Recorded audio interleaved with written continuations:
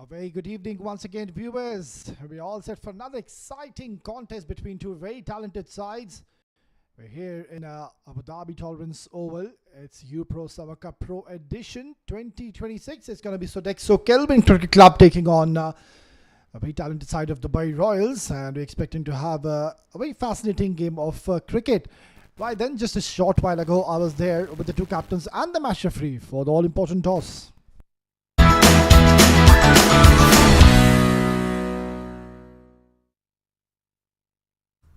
Well, it's a beautiful evening here in the Tolerance Oval Abu Dhabi, and we're all set for match number 6 of UPRO Summer Cup Pro Edition 2026, and we're expecting to have another crackerjack of a contest as two very, very talented sides are going to lock horns against each other. It's time now to introduce you to the men who matter in the middle.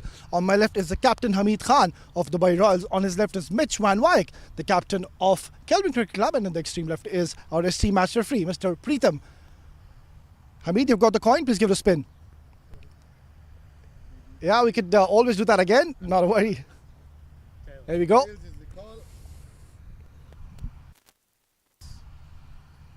Mitch, well, that is a good start to the tournament, winning the toss. What's the plan? It's a nice start indeed. We will have a bowl first. I think the conditions obviously going to get a bit dewier later on. We've seen that in the other games in the tournament so far. It's lovely bowling weather at the moment, which we haven't had. So I think our team's set to be able to chase regardless whatever total is set, so we're quite confident in that. Well, now that you're bowling first, how much do you think is going to be a decent target you would want to restrict the opponents on this wicket? I think this wicket's a very good wicket. Anything sub 200 is very gettable out here. First game of the tournament, how's been the preparation and how's the mood in the camp? It's very good. I think we've come into the tournament quite unknown. A lot of the other teams are quite well known, but we've got a very strong squad. I'm extremely confident that we can go all the way and win this tournament. Give us a good game, Mitch. Appreciate it. Thank you so much. Hamid toss हार गए, अगर toss जीते तो क्या mood था आपका आज करने का? जी बिल्कुल, टॉस हार गए। टॉस तो हमारे हाथ में नहीं है, बट हम भी बॉलिंग करते क्योंकि ड्यू बाद में आ जाती, तो इस वजह से हमने सोचा पहले बॉलिंग करते हैं, बट नो प्रॉब्लम। विकेट अच्छा है तो इंशाल्लाह कोशिश करेंगे, अच्छा टारगेट देंगे और डिफेंड करेंगे। पहले मैच में भी अच्छा स्कोर सेट किया था, आज फिर बैटिंग करें। क्या लगता है कितना स्कोर करेंगे तो सही रहेगा इस विकेट के ऊपर? जी बिल्कुल, जैसे ये विकेट्स हैं इंशाल्लाह 190 प्लस करेंगे तो इंशाल्लाह 180 190 अच्छा स्कोर है। हमारे पास बॉलर भी अच्छे हैं। लास्ट मैच तो चलो हो गया, हार्ड लक वो लग गए, तो इंशाल्लाह आज कोशिश करेंगे अच्छा खेलें और जीतेंगे। लास्ट मैच जो था काफ़ी क्लोज था, तो आपने काफ़ी सीख ली होगी उस मैच से? जी बिल्कुल, बहुत ज़्यादा हम अपसेट भी हुए थे उससे, बट नो प्रॉब्लम, क्रिकेट है। अभी पहला मैच था हमारा, तो आगे 4 मैच है, इंशाल्लाह अच्छा खेलेंगे और क्वालिफाई करेंगे इसके लिए। कुछ चेंजेस हैं प्लेइंग 11 में? जी हाँ, चेंजेस हैं। शमसू इन है और एक मारियो विकेट कीपर है और गुल है। लुकमान इंजरी की वजह से रेस्ट पे है और मयंक और नीलांश रेस्ट पे है। Best of luck, Hamid. Give us a good game. Thank you. Well, that's the news, and the confirmation coming in from the centre is that Kelvin Cricket Club, they won the toss and they decided to bowl first. Well, there you go, Mitch Van Wyk calling it right and opting to field first. Let's quickly have a rundown of the two playing 11, starting off with Dubai Royals, a very star-studded looking lineup. Abdul Ghaffar, the left-arm speedster. Hamid Khan, the captain today, the hard-hitter batter. Nadir Hussain, Ronak Panoli. We are going to be in for a lot of excitement if he gets going. Wali Afridi, Wasim Akram, the left-arm fast bowler. Zishan Nasir Gul, Junaid Shamshu, the hard-hitter. Good to see him making a comeback in the side. Taimur Ali and Tausif. And talking about Kelvin Cricket Club, a very balanced-looking side. The captain, Mitchell Van Wyk, Abdul Basit, Danny Pawson, the hard-hitter. Darren Walters, Dewan Mene, Rahman Zafar, Muhammad Atif, Nausha Prakash. Sami, followed by Omar Farooq. So yeah, quite a few well-known names. If we talk about Dubai Royals, you can see the two openers. No surprises. It has to be Hamid Khan alongside Ronak Panoli, who started off with a bang. Mind you, in the last encounter was severe against the youngster Reza Nadir. There he is, the man on your screen, Ronak Panoli. He's made a lot of fan following for him. And there you go, another batter who can really take the bowling apart. Here we go. Match is on. Oh, straight away, a bit of bounce to offer for the fast bowler. And this is something which we've seen so far, the trend happening in the tournament, that the fast bowlers, they do get a lot of assistance, but the problem has been that they've been bowling a bit too short. It's that kind of a wicket where I believe if you would want to focus on your right lens, and I keep on repeating this every single game, it is that kind of a wicket where there is a lot to offer for the fast bowlers. There is swing on offer, there's the extra bit of bounce on the surface.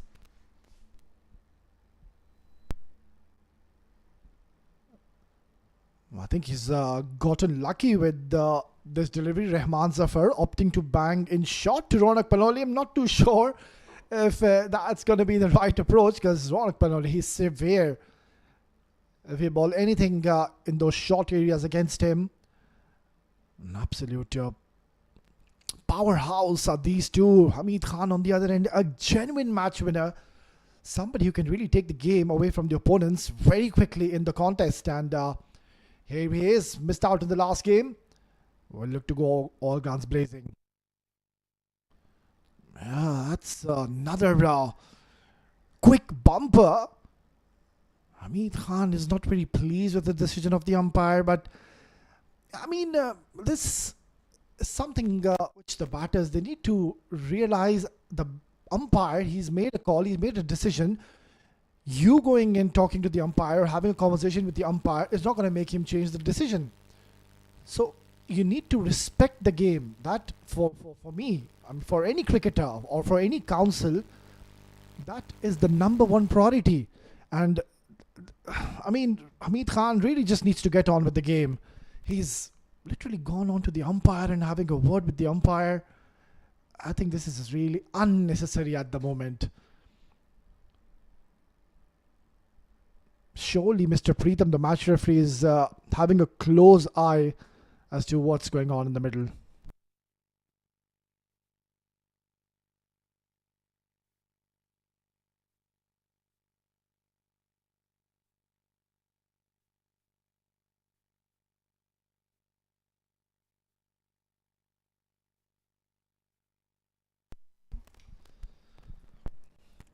I think he needs to focus more on his batting rather than making the calls in the middle. Yeah, here is Rahman Zafar, so far bowling well. Nicely done. So this is what happens when you take your focus off the game. You could see before this delivery, he was very fidgety on his feet. Hamid Khan, he was moving all over the place. Didn't look in any kind of balance as of sort. So being a captain, there is so much responsibility on your shoulders, and plenty is expected from the captain, Hamid Khan. Another sharp bumper, but just getting the direction wrong on that occasion, called as a wide. So clearly we can see that Rahman Zafar, he does have a plan in the back of his mind. He's having a deep third man in position alongside a deep mid wicket, and also good to see that he's having a slip in play. So that's always a very positive and an aggressive approach coming in from the fast bowler to at least have one slip when you know the ball will go away from the right hander. Another sharp bumper. At the moment it has been short stuff by Rahman Zafar. We haven't really seen Rahman opting to bowl anything full. And I think this could be the right time. He could just surprise Hamid Khan with one full delivery. Yes, he is getting bounce, he's getting carry, but he needs to just be a little unpredictable, because now you can see that the way Hamid Khan, he was taking his stance, just stated that he's waiting for the short delivery. So needs to be a little careful. Yeah, at the moment he's been all over the place. It's turning out to be already quite a lengthy over. Rahman Zafar, he's someone usually can bowl at the rate of knots. He's someone you won't really expect to be very consistent with his lengths, but can threaten you with the lethal pace he possesses. So 3 wides on the trot.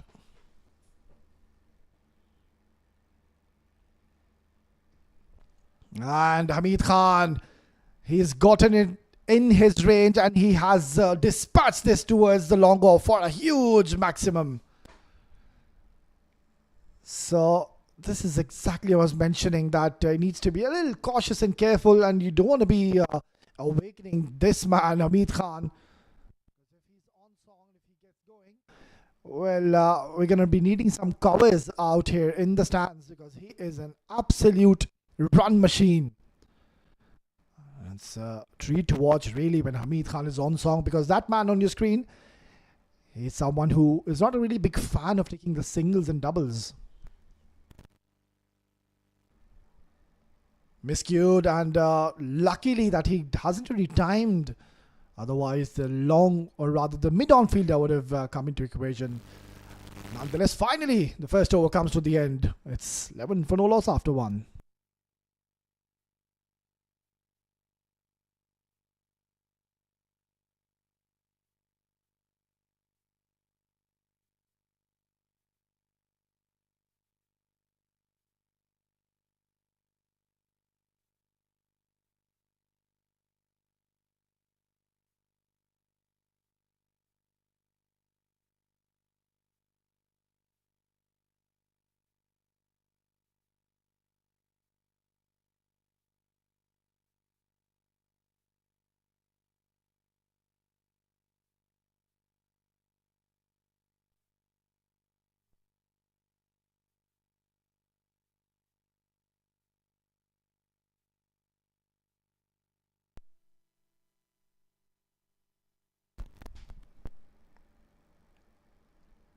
After a decent start, Dubai Royals, of course, a lot will be going in the back of their minds. The loss against Dial-A-Battery Gorilla 11.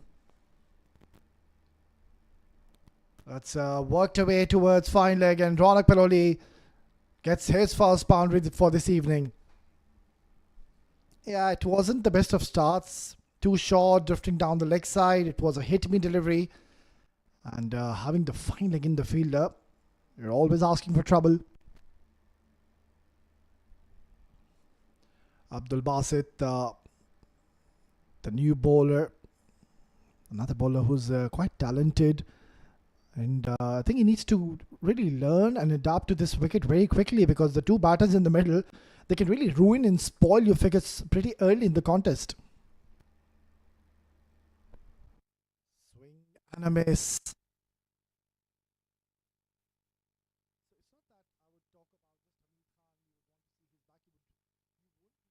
Either of these two batters to settle, because both of them are very destructive, especially when there's not much happening in the wicket.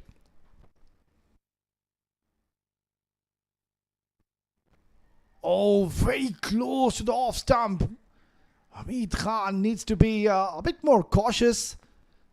Abdul Basit, he cannot believe his luck. He was inches close to be getting his first wicket, and that would have been a massive moment in the game if ever so. That would have gone on to hit the stumps. So, bowling according to his feel at the moment. This is good to see. He knows that he's not expressing pace.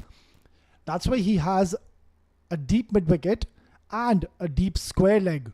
So, at least he does have a plan in his mind. Yeah, it's not the best of deliveries. He's just made an amendment in the field before this delivery, pushing two fielders towards the leg side, and he's bowled a fuller delivery, so not the right approach. You need to be bowling slightly short. If ever so you've taken two fielders towards the leg side, you cannot afford now to be bowling anything fuller. I mean, Hamid Khan is someone who will just make the ball disappear. So they're off to a really good start here, the Dubai Royals, after being put into bat.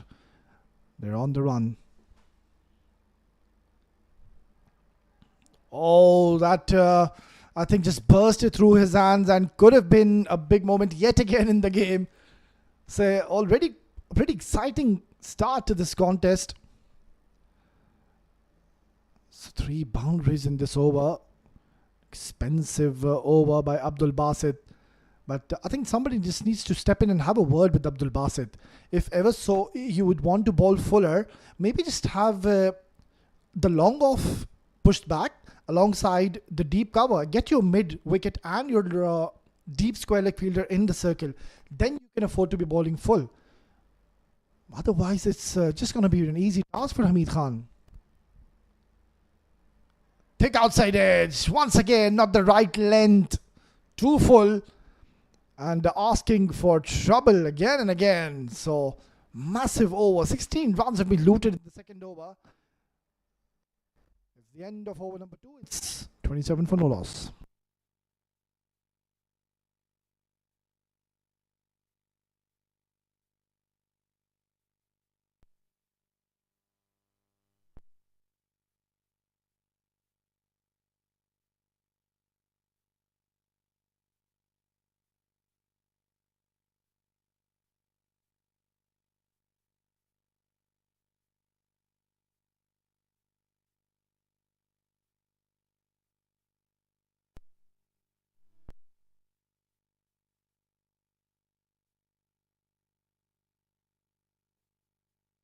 Rahman Zafar to continue. Yeah, this is much better. These first overs really define the game as to which way it's heading at the moment. It has been one-way traffic. Men in yellow, they must have learned as to what happened in the last game against a very young, talented team. Dial Battery Gorilla 11 went on to beat them. I wouldn't call that as an upset. Well, this is high up in the air. Chance. Oh, valiant effort. And to add insult to injury, it's also gone towards the boundary. And Hamid Khan, if ever so, he will be giving you any chances. You would want to make sure you take and grab those opportunities. I mean, yeah, it wasn't half chance, but the fielder, he did react a bit late. But you would never would want to give any chance whatsoever to somebody like Hamid Khan. Knocked him over! That is such a lethal delivery. It was full and straight. And just a slight bit of swing in the air. And that is an absolute rip-snorter of a delivery to dismiss the destructive Hamid Khan. It's Rahman Zafar who strikes early. 32 for 1.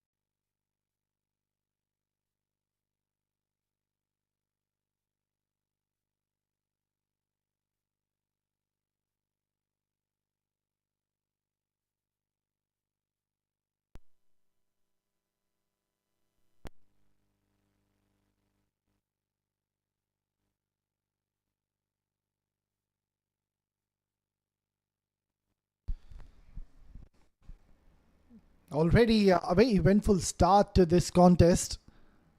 Couple of expensive overs what we've seen, but Rahman Zafar in the end deciding to bowl one full delivery right in the block hole. That was a perfect Yorker. Really, Hamid Khan should have just tried to block it rather try to blast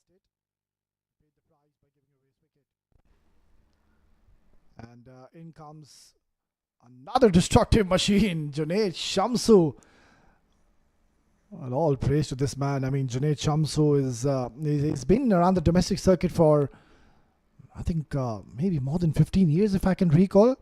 Another batter who used to play cricket here in the UAE when there were hardly any turf wickets, any grass grounds. He used to play on those concrete wickets where the surrounding used to be full of sand. Beautifully done by Ronak Panoli. He's such a charismatic cricketer, And you can see the key to get the boundary was he did play it as late as he could. The way he's opened the face of the bat just speaks volumes. Such a tremendous striker of the cricket ball, Ronak Panoli. So yeah, I was just mentioning on regards to how experienced Dinesh Shamsu is. He's been such an asset really as to whichever side he represents. It's very surprising that somebody like Dinesh Shamsu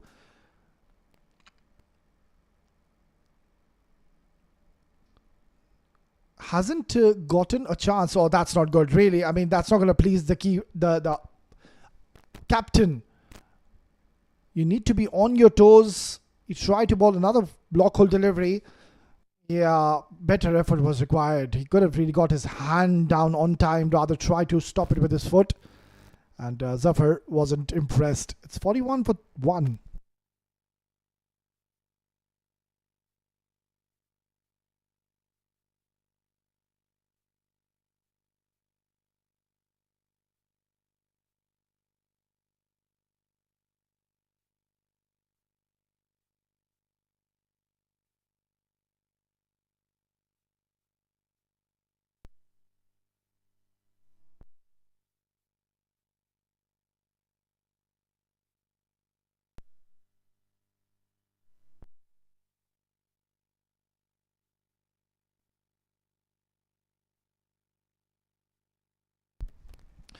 Right, then this is going to be interesting because Dinesh Shamsu, he's very severe against the medium paces. There you go. What a thunder strike from the blade of Dinesh Shamsu. Took him just one delivery to get his eye in the middle, and there he goes. Whack! Such a powerful striker of the ball, Dinesh Shamsu. He's a big unit, Dinesh Shamsu. He's tall, he's very strongly built in stature. Someone who can really pack a punch. So we could be in for a lot of entertainment. Sixes will galore. We could be in for run fest if Dinesh Shamsu gets in that kind of a mood.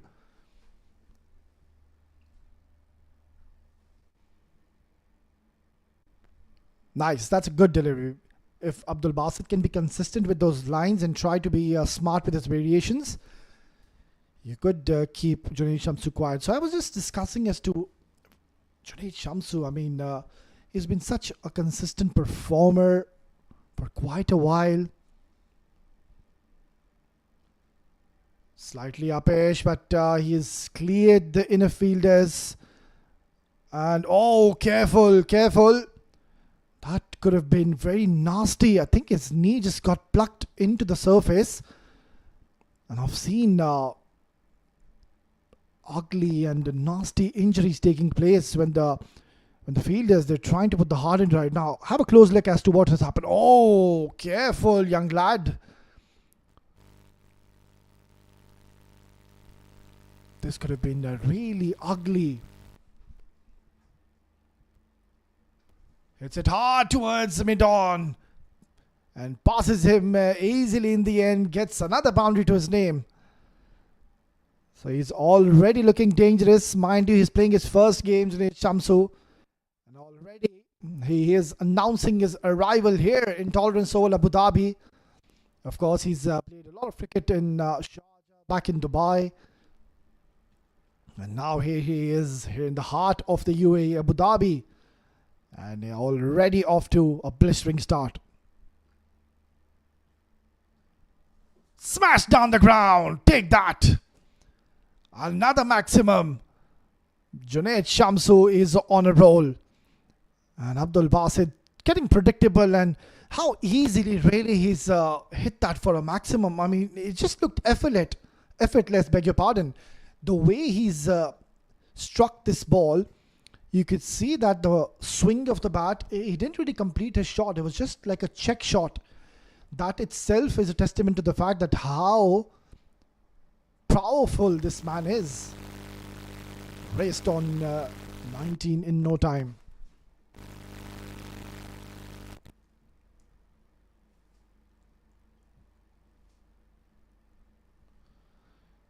Yeah, this is much better. Abdul Basit bowling a good delivery to close out the fourth over. It's 59 for 1.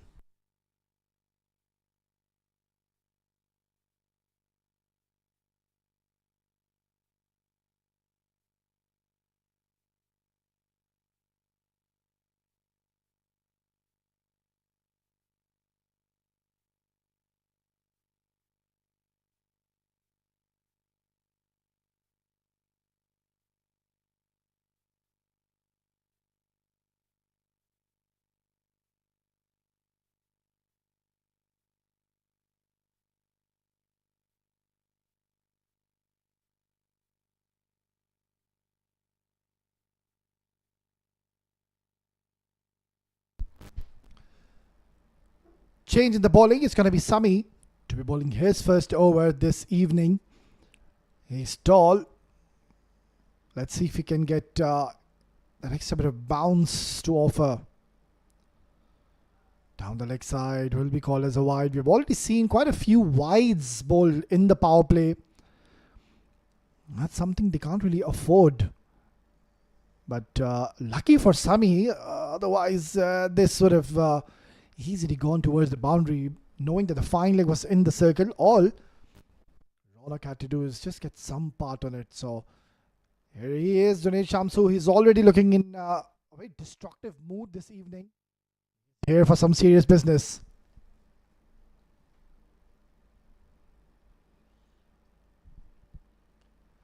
Making a slight bit of adjustment in the field. Have a deep third man alongside a long off in position for Junaid Shamsu. Nicely bowled, good bit of running. Yeah, this is really good. Junaid Shamsu, he's someone that at times he does tend to get a little carried away. When he sees that the wicket is favouring the batters, there's not much to talk about if we talk about the bowlers getting a lot of purchase and assistance. Yeah, maybe the first 3 to 4 overs. After that, we've seen that this is a high scoring ground.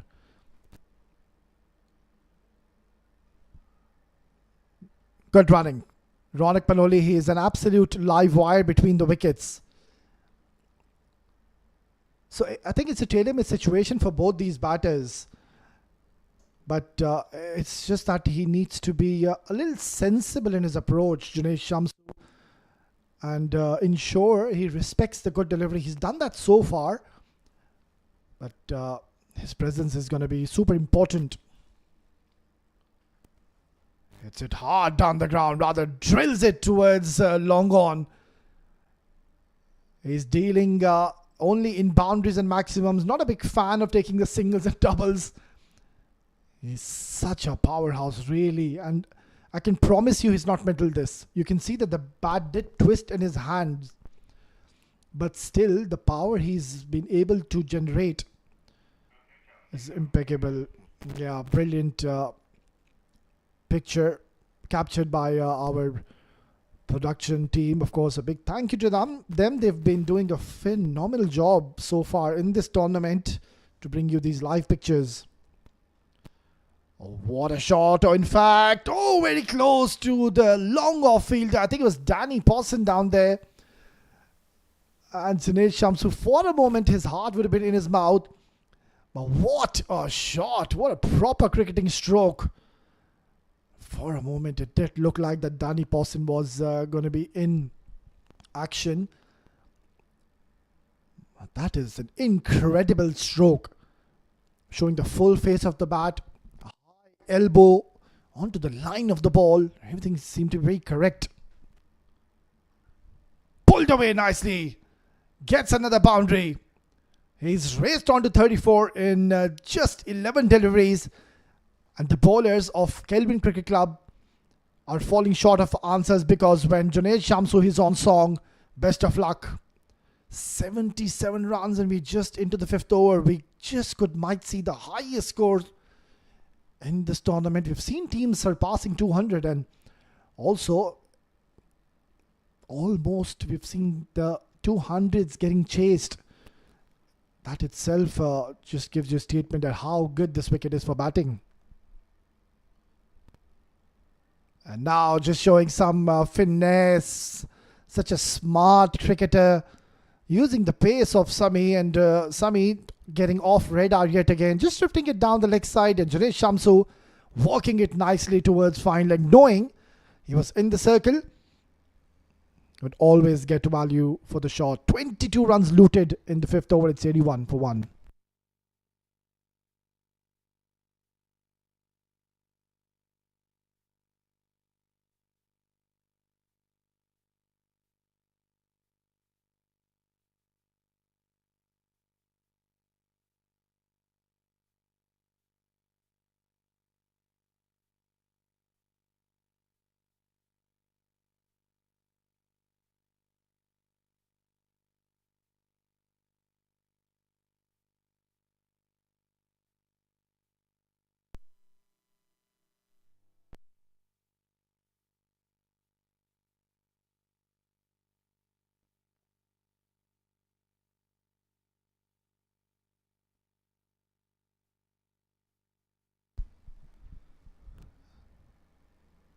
Divan Mini to be bowling the last over of the power play, and I think he will be under a bit of pressure because it's Junaid Shamsu's show at the moment. Such a treat, really. He is a pure entertainer, Junaid Shamsu. Every time he comes into bat, the bowling team always are at the back foot. And if ever so he gets his rhythm going, and if he gets a start, then he's someone who would convert this 38 into a big one. So far looking quite threatening in the middle, Junaid Shamsu. Oh, fetch that! Another maximum to his name. He's an unstoppable force and an absolute run machine, Junaid Shamsu. 44 in absolutely no time, and bang, he goes. No need to run. He knows the power behind that shot. And when he hits, it stays hit. There are certainly a lot of worrying faces in the middle because they're not really sure where to bowl to this man. Make that the second one in the over. Back-to-back maxis for Junaid Shamsu, and what a way to bring up his half century. He's an absolute brute force, this man Junaid Shamsu. Yet again, it's been pulled away. And that's a monstrous hit out of the park. Divan Mini. It's worrying signs for the medium pacer. But really, I mean, I feel for the bowlers at times, you do bowl a good delivery, but even then, you are hammered for a maximum because Junaid Shamsu is someone who's really God gifted. He's someone who picks up the and just in the second or third over when he came in, I was just mentioning as to why hasn't Junaid Shamsu so far gotten a call from the UAE camp.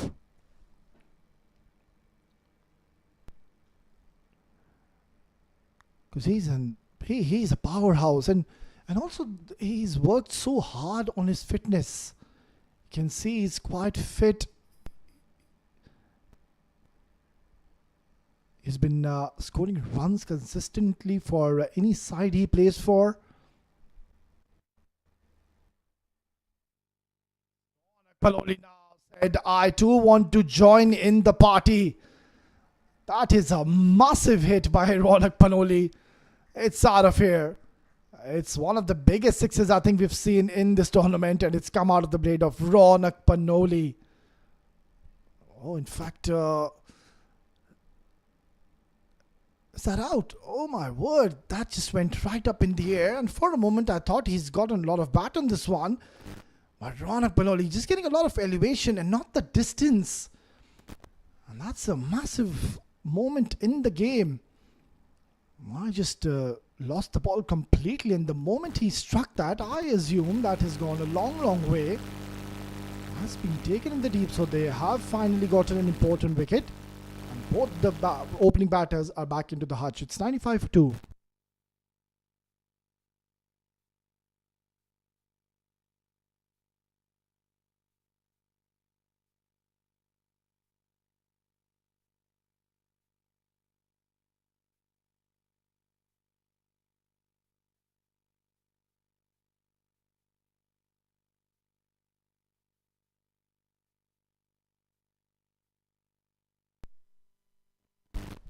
Right then, Divan Mini was very expensive in the start of this over, but then having the last laugh, getting an important wicket of Ronak Panoli.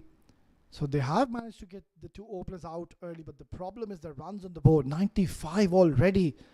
Oh, we're still in the power play. And what a way to open your account. The very first ball. He's worked this away nicely towards the deep square leg to get his first boundary to close out a very expensive power play. Yeah, it's too short having the fine leg in the circle, and there was nobody patrolling towards the deep mid wicket. There was always 4 runs written. 99 for 2.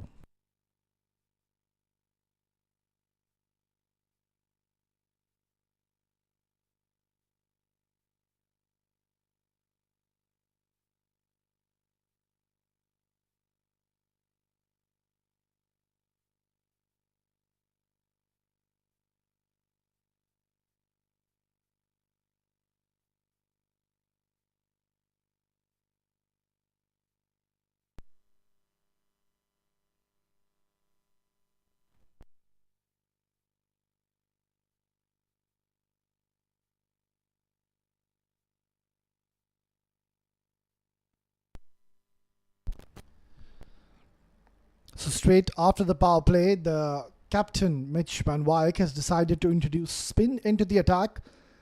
And I think that's a wise move. We've seen the fast bowlers, it has been a struggle for them. Yes, they have picked up 2 wickets, but the problem has been the lack of consistency when it comes to bowling the right channels.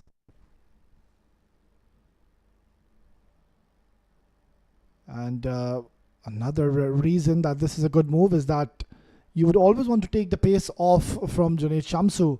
You wouldn't want to give him any pace whatsoever. He is someone who would want that heat towards him. He likes to face the pacers who are quick through the air.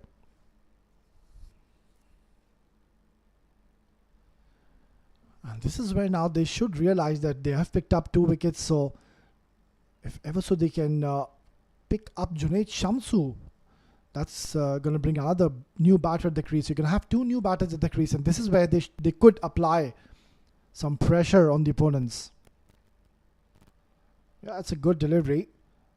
Omar Farooq needs to keep things simple. Good news for the 2 teams out there is that there's no dew whatsoever. You can see there's no towels out, and you can see the shirts fluttering of the cricketers in the middle. Shows that there's a strong breeze going across to our right of your screen.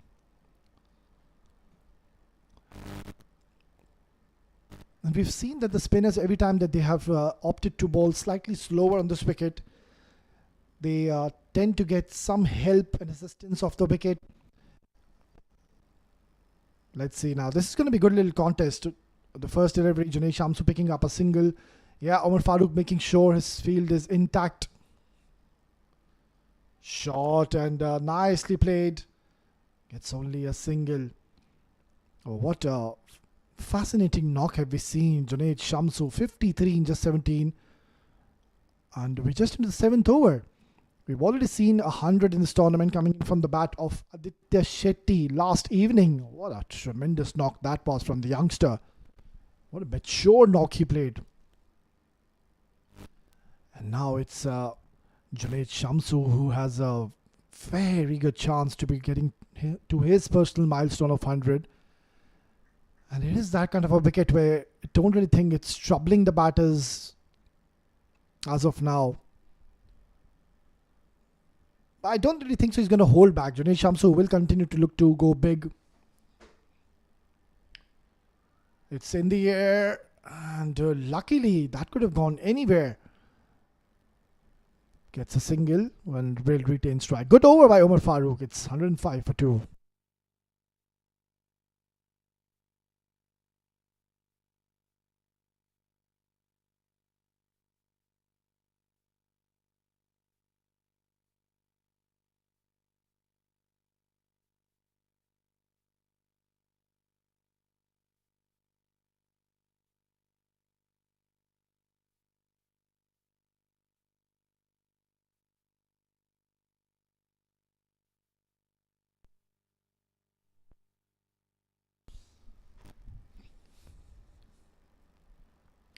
Diwan Mene to continue. Didn't start off all that well. Junaid Shamsu was quite severe against him, but then in the end, Diwan Mene bowling a lovely delivery, and it was very surprising. I mean, the way Ronak Panoli struck that ball, I assumed it's gone out of the park, but then again, it did get a lot of elevation. It was miles up in the air. And just at the boundary skirting, he took an excellent catch. Yeah, this is good cricket all around. Diwan Mene bowling a good delivery at the perfect length, and Junaid Shamsu knowing that he's got plenty of overs to still bat. So there's no need of any kind of rush or play any rash strokes. Now this is yet again hiked away towards deep mid wicket.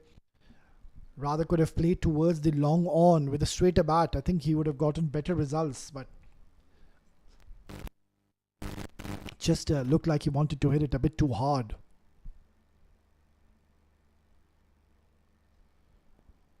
Driven. Oh, that's a poor effort to say the least. And you can see that hands on the hips. Keeper isn't pleased. The captain You don't want to be looking at him at this stage. And really, I mean, when bowlers are bowling so well, you need to give them that extra bit of support. That was a regular chance to just take the ball in your hand and throw back to the bowler. Good delivery once again. Dewan Mini is keeping things very tight in the middle. And this is really good. You would always want to ensure you try to target the stumps when there's not much working for you. So go to your variations. Dewan Mini is someone who does have the tendency to cut the ball and bowl those cutters when needed. So that's another big hit. What a tremendous shot by Junaid Shamsu yet again. And it was way too full in his arc, in his zone, and that's much better. We've seen that before this six he's hit, he did try to hit towards the deep mid wicket, and I did mention that this would have been a better option if ever so. He tries to play with a straighter bat, and that's exactly what he did. Now smartly places it towards the offside, gets a couple of more runs to his tally, and he's moved on to 63 in just 22 deliveries. 119 for 2 after 8.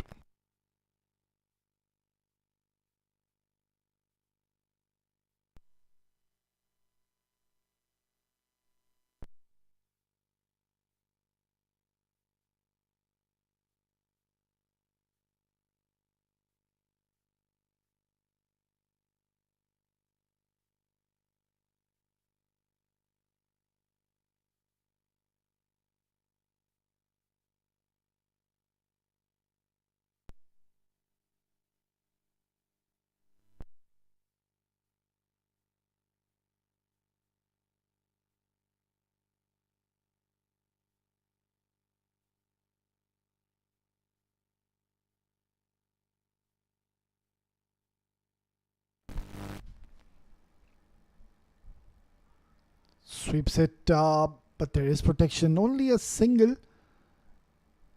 Good over by Dewan. He didn't bowl all that badly, but it's just that when Junaid Shamsu is on song, it's just really difficult to really get away from him. And this is an absolute belter of a track. We've already seen quite a runs being scored on this very wicket. Super shot by Junaid Shamsu. One bounce into the fence. He's an unstoppable force, is Junaid Shamsu. One of the toughest shots to execute in the book of cricket, and how simple and easy he's made this look like. Such a powerhouse. He's an entertainer, Junaid Shamsu. And whenever he's on song, he brings a lot of excitement in the ground. And so far, I think the viewers are enjoying this carnage set by Junaid Shamsu. Another single to his name. So he's very close now to be getting his 100. I mean, he doesn't need many. 32 only. We're still in the 9th over. And let me tell you, Junaid Shamsu is someone who scored a lot of 200s in his career. Yeah, I'm not even kidding. I mean, I've seen Junaid Shamsu scoring 200s back in those days. I too have played a lot of cricket against Junaid Shamsu. I've played with Junaid Shamsu. Also, he's such a humble character, really. Off the field, he's a very generous guy. Every time you go on to speak to him, it's always a pleasure talking to Junaid Shamsu.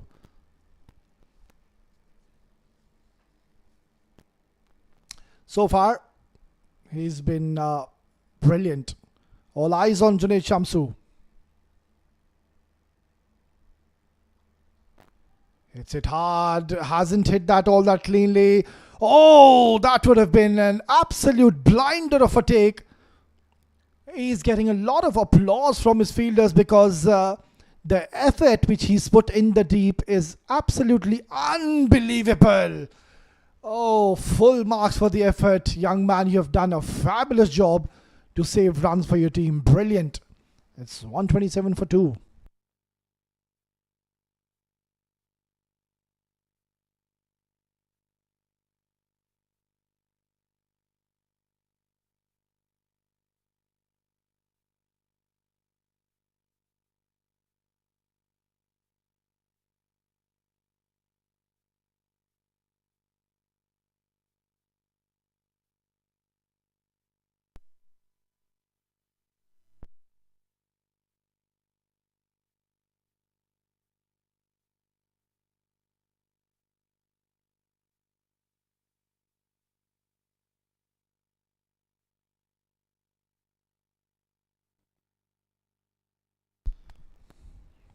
They're on the course of scoring something really big this evening. Dubai Royals. That's not the best of deliveries. Too short. And I think Junaid Shamsu, he's really let this one go. That should have been dispatched for a maximum. It was too short. It was there to be hit. His eyes lit up. Just couldn't get it from the middle of the bat. Mohammad Atif, the new bowler. Slightly uppish. Let's see if Mohammad Atif can get any kind of assistance from the wicket. We've seen that it has been a struggle so far for the bowlers who've come out to bowl. And that's all because this wicket is a true wicket. It's a biggie. Half a dozen more. Out of here. Watch out in the stands. Mohammad Atif straight away. He's been targeted. And yet again playing a lovely cricketing stroke. Always playing, looking to go straight with a straighter bat. And that yet again was a massive hit. I think we're going to need a ball replacement because that's gone a long, long way.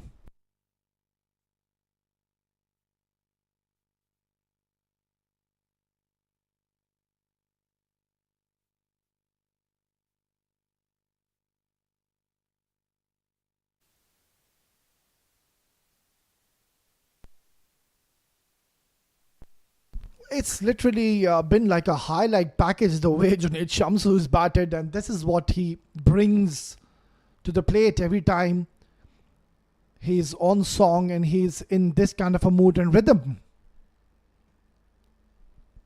Goes once again downtown. The result is the same. Another maximum to his name. Junaid Shamsu is on a roll. And Atif is not learning from his mistakes. Too full in his zone, and he's yet again gone downtown. 141 already on the board. Junaid Shamsu, what has he done? 82 in just 28 deliveries.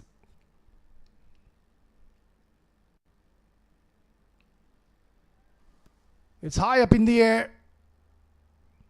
And the fortune favouring the brave, and straight away Junaid Shamsu has signalled to his dugout that he needs a new pair of gloves, because you can see that the bat did twist in his hand when he was trying to play this shot.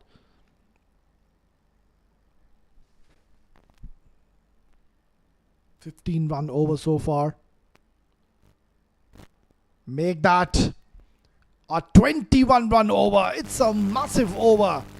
And now Gul joins the party. Goes down on one knee and has got plenty of bat on this one. Just worked it away. It's a big over yet again. We're halfway through in the first innings and the players will take drinks. It's 148 for 2.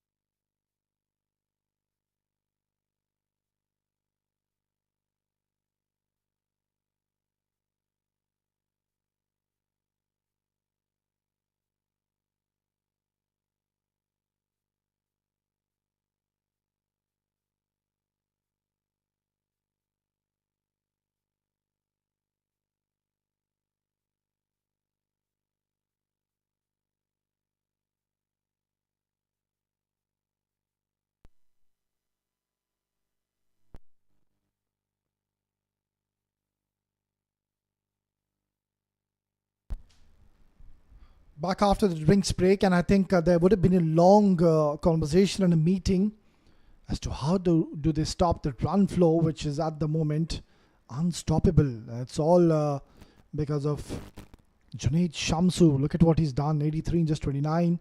He's been severe against anyone who's come in his way. Even smacked the fast bowlers all over the park, and when the spinners were introduced, just took them to cleaners. Yeah, he's just indicating to his partner that the ball did ever so slightly keep low on that occasion. Yeah, it's looking very haunting, the projected score. It's showing as 291.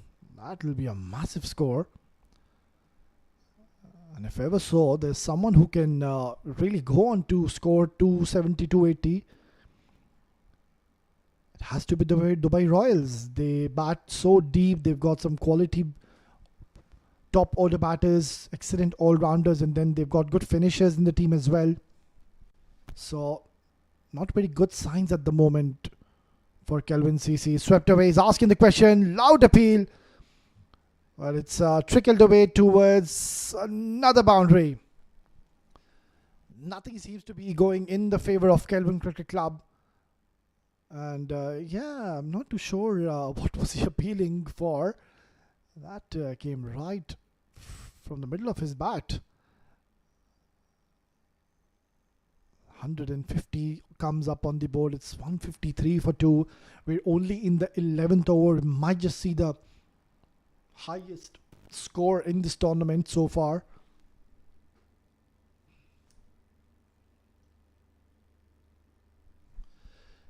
And the way Junaid Shamsu is batting, I think Gul will now have the license also to go big from the other end, because as I just mentioned, they do bat really deep, and hardly ever so is there anything happening from this wicket.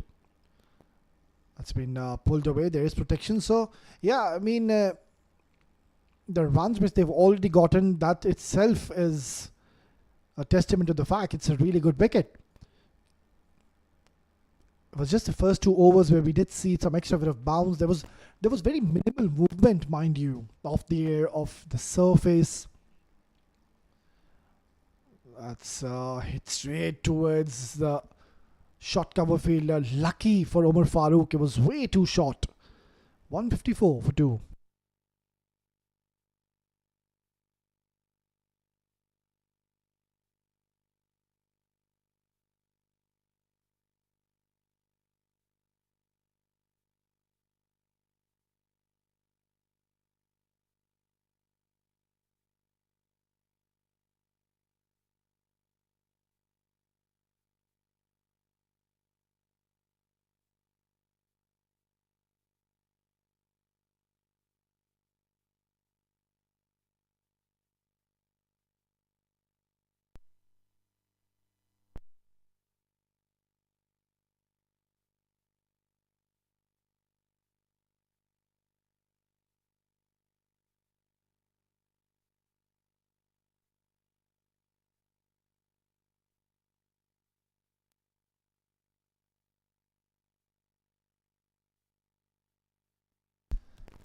I think this is a really bold move, considering Rahman Zafar was the only bowler who did look threatening, especially with the new ball. It was a good little contest when he was bowling against Hamid Khan. Is now being reintroduced pretty early, because they do realize now it's the time that they need to disengage this partnership, which is already growing in stature and confidence. Junaid Shamsu, he's been in some ominous touch alongside Gul. He's also batting very sensibly out there. It's not that he's been trying to just smash everything which is coming onto his way.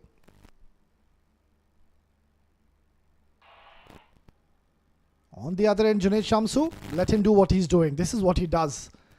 Danny Pawson there on your screen. I mean, he too is someone who can roll his arms over. He will certainly bring that much needed experience into play.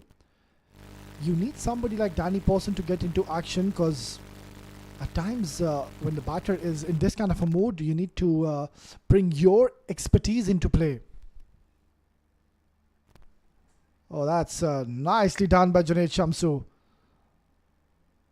So I think the 100 is now playing in the back of his mind. He knows that he's just into the 12th over. There's 12 more overs to go after this, or beg your pardon, 8 more overs to go after this. So all he needs is another 15 runs. And it's always such a horrible feeling to be getting out when you know there's so many overs to go and you play a rash stroke, throwing your wicket. Off radar is Rahman. That's not the first time we're seeing him bowl a wide. He's been a little inconsistent and a little indisciplined. If we talk about his lines, the lengths have been okay, but I've already seen he couldn't really control the new ball. So yeah, talking about Junaid Shamsu, he's now inching closer, just 15 runs shy to be getting his maiden 100 in this tournament. Intentionally playing it upish, gets only a single. Single isn't going to be a problem whatsoever for Kelvin Cricket Club. Mind you, they were the ones who won the toss. Mitch Van Wyk, the captain, he was pretty confident during the toss, and he did believe there is a strong breeze going across to the right of our screen. So he believed that it will assist the bowlers. And also the dew, that is one aspect which does play in the back of the mind of the captain. Nicely done, good bit of fielding. Because we've seen that game with Dubai Royals and Dialer Battery Gorilla 11. Until the 18th over, it was a pretty much one-sided game of the second innings, mind you. And then 36 were scored in the last 11 deliveries with one ball to score. It was Yahya Ali, the hero. That's a monstrous hit by Junaid Shamsu. He's not listening to me. If it's in his zone, he's gonna go really hard at you. And look at how quickly that's disappeared out of the ground. Finishes off the over well, gets into his 90s. It's 164 for 2.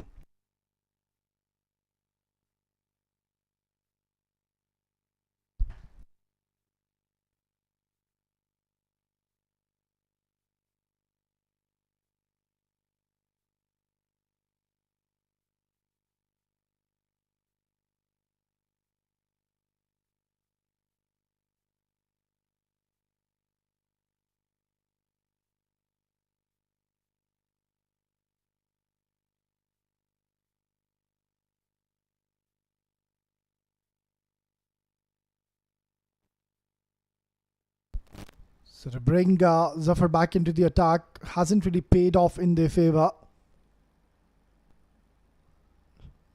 Yeah, loose delivery. I think he's gotten away with it, Umar Farooq, because Gul knows it wasn't the best of deliveries. Oh, in fact, it's not been given as a wide. That's quite surprising.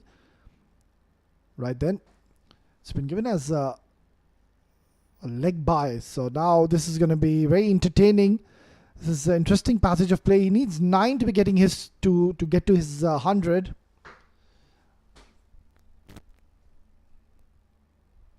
Oh, he's knocked him over. Can you believe it?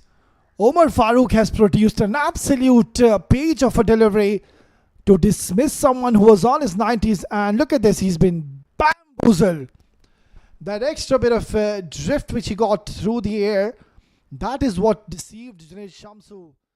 He cannot believe his luck. He's missed out to his 100 before. He's done a lot of damage in the middle and has put his team into a very commanding position. 165 for 3.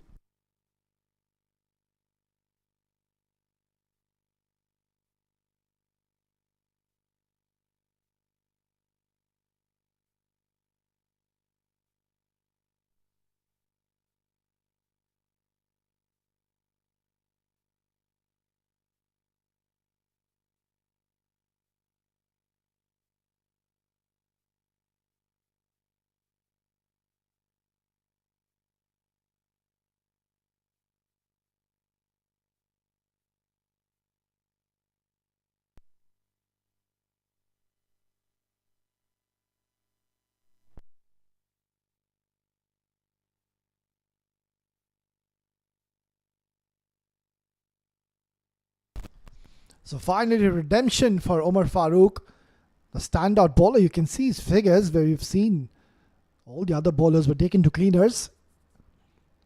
It's Omar Farooq who's really held his nerves, and he's been the standout bowler. Has picked up the most important wicket of this innings of the set batter Junaid Shamsu, who is certainly missed out to his 100. Lovely delivery once again. Oh, Taimur Ali is just having a close look at this wicket. Yeah, nothing much in the wicket, Taimur Ali. It's the skill which is being shown by Omar Farooq. It's the magic he's produced. And there you go. The commentator's curse has gotten into him. He's bowled a very loose delivery. It was there to be hit, and Taimur Ali said, "Thank you, I'll take 4 of those." So what could have been a very quiet over has now resulted into 5. So just could bowl one good delivery to close out his spell. Excellent figures. Out of the 169, in 12.5, Omar Farooq has given only 24 runs in a span of 23 deliveries. Unbelievable, really. He needs a lot of praise from his team members. And he finishes off well. So this is excellent stuff from Omar Farooq. And he's really fought hard and bowled his heart out. 170 for 3.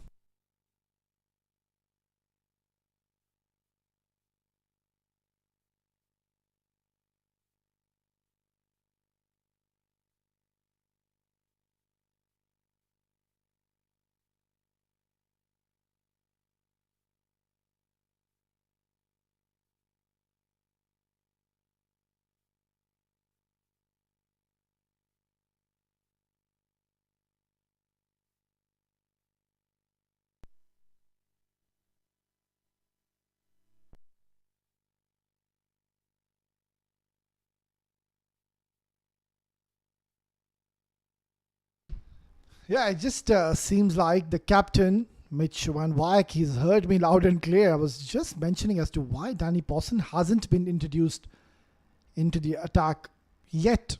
And here he is on your screen to be bowling his first over of this evening. And he's someone really you would want to be bringing him into the attack, especially on these kind of surfaces where there's not much to offer for the medium paces. So you would want somebody who's accurate.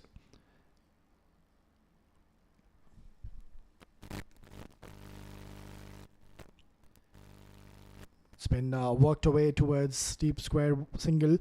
So yeah, even back in those days when we used to play on the cement wickets, you don't ask your bowler to swing the ball off the surface. That's not going to happen. It's a cement concrete wicket.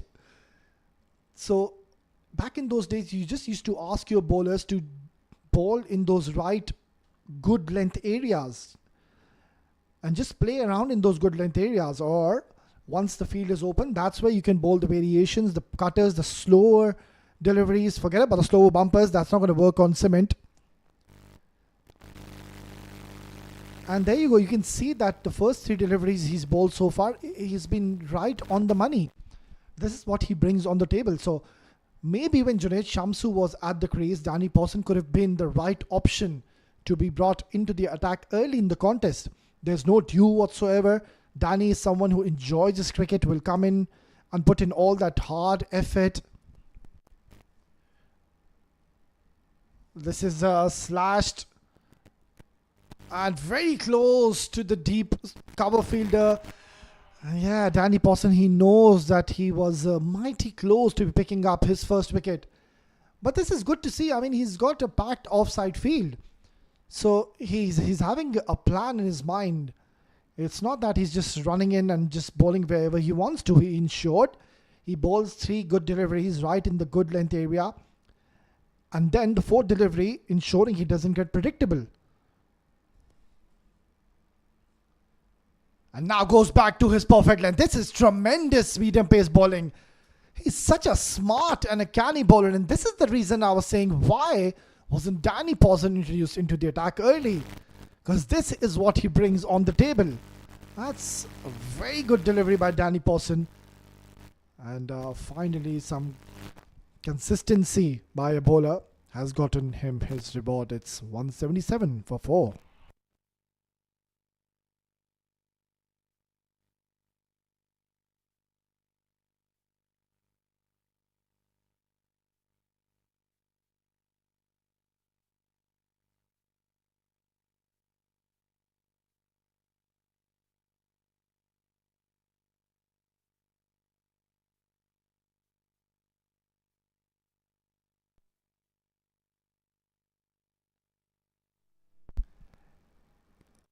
In the back of the mind, I think Mitch, why the captain would be now thinking, why didn't I introduce the man running now? Lovely. This is turning out to be a brilliant over by Danny Pawson. In fact, he's done with this over and he's done exceptionally well by picking up an important wicket. It's 177 for 4.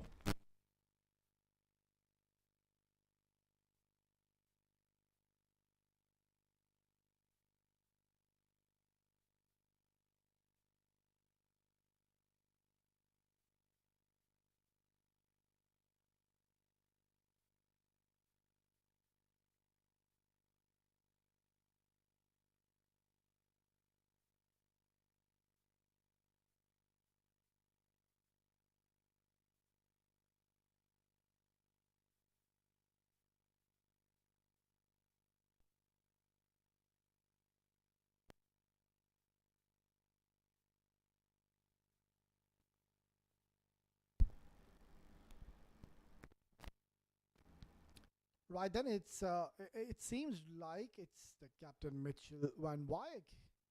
He's introduced himself into the attack. A pretty confident captain. Was a short delivery to start off proceedings, and I don't think much could have been done behind the stumps.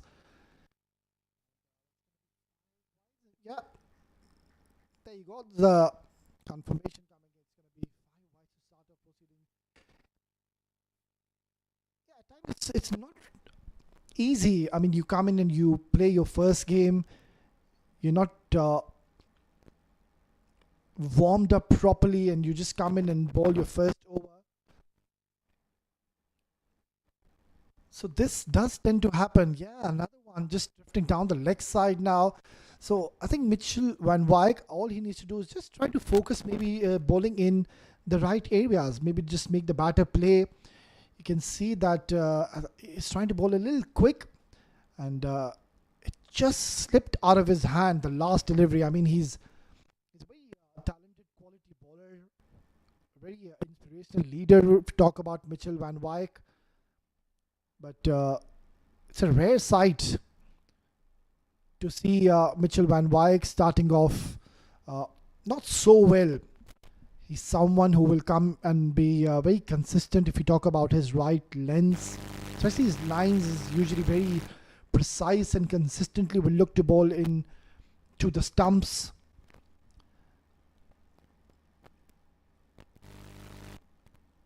But yeah, as I just mentioned, sometimes it's not all that easy to just come in and bowl in the right area straight away. These teams, they don't play much of cricket, so it's never easy to just come in your first game and straight away get your rhythm going. Yeah, I think this is a good move. Now he just shortened his run up, and yeah, that's much better. So shortening his run up has worked in his favor. Already plenty of runs on the board, 190. We are still in the 15th over.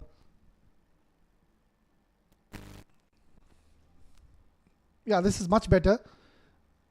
I'm sure now the captain Mitchell Van Wyk is loosened up, but yeah, he was very confident. He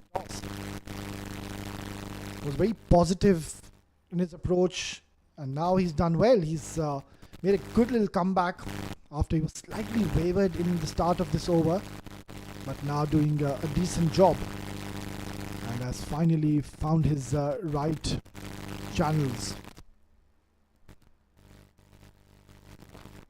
Apesh, inside out. Lovely stroke by Tosif. He's opened his account with the boundary. A bit too full, and in the end, it turned out to be a half volley. Tosif taking a full opportunity and smashing it for a boundary.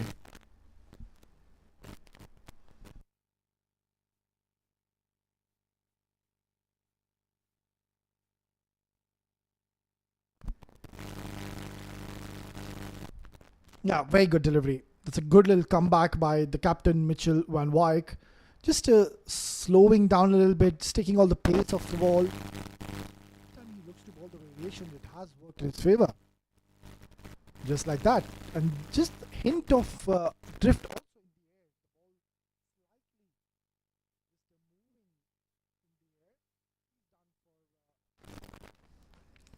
the air. The 15th over, it's 196 for 4.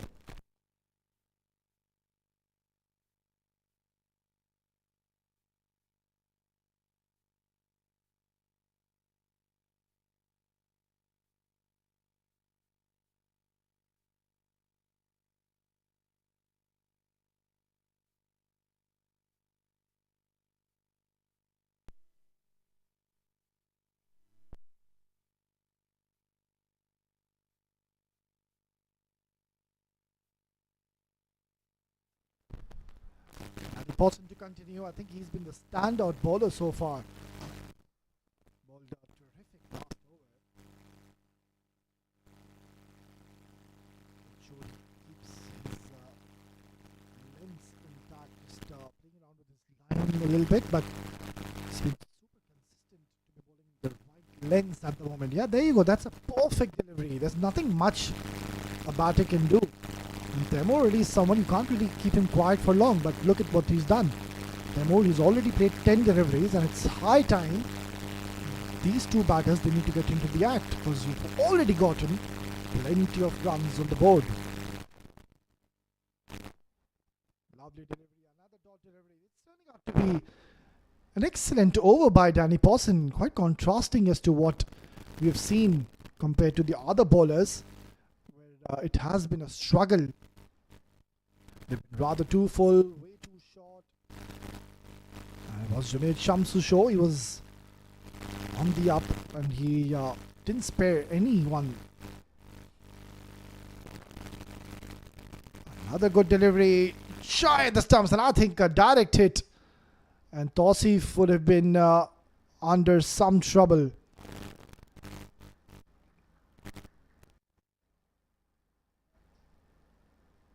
Terrific over so far. This could have been a run out, but lucky escape for Tosif. This is hit very hard towards extra cover. Yeah, this is much more like it at times in the ball. He's bowling in the right areas. You need to just try to do something different. And what he did, he stepped down the ground and he came onto the line of the ball. So trying to disturb the length of Danny Pawson. That's what you do as a batter, to really spoil the length of the bowler. If ever so, he's been bowling in the right areas consistently. That's going to be a wide. In fact, yeah, it is. Danny Pawson thought that he heard something. Not so the keeper, neither the umpire. 200 comes up. And still 25 more deliveries to go. So surely the 250 is on the cards.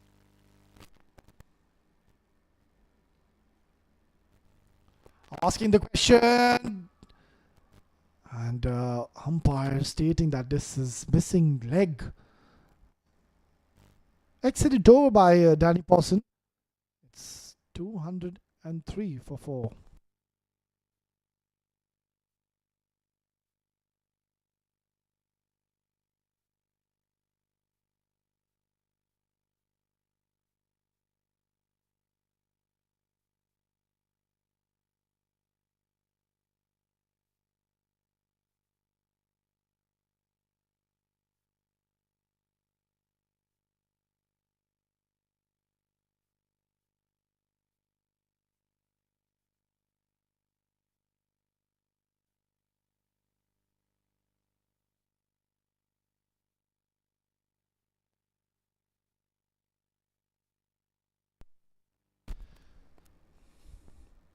Bowled a very expensive first over. Sami has been now reintroduced in the latter part of this innings. Starts off with a very good delivery.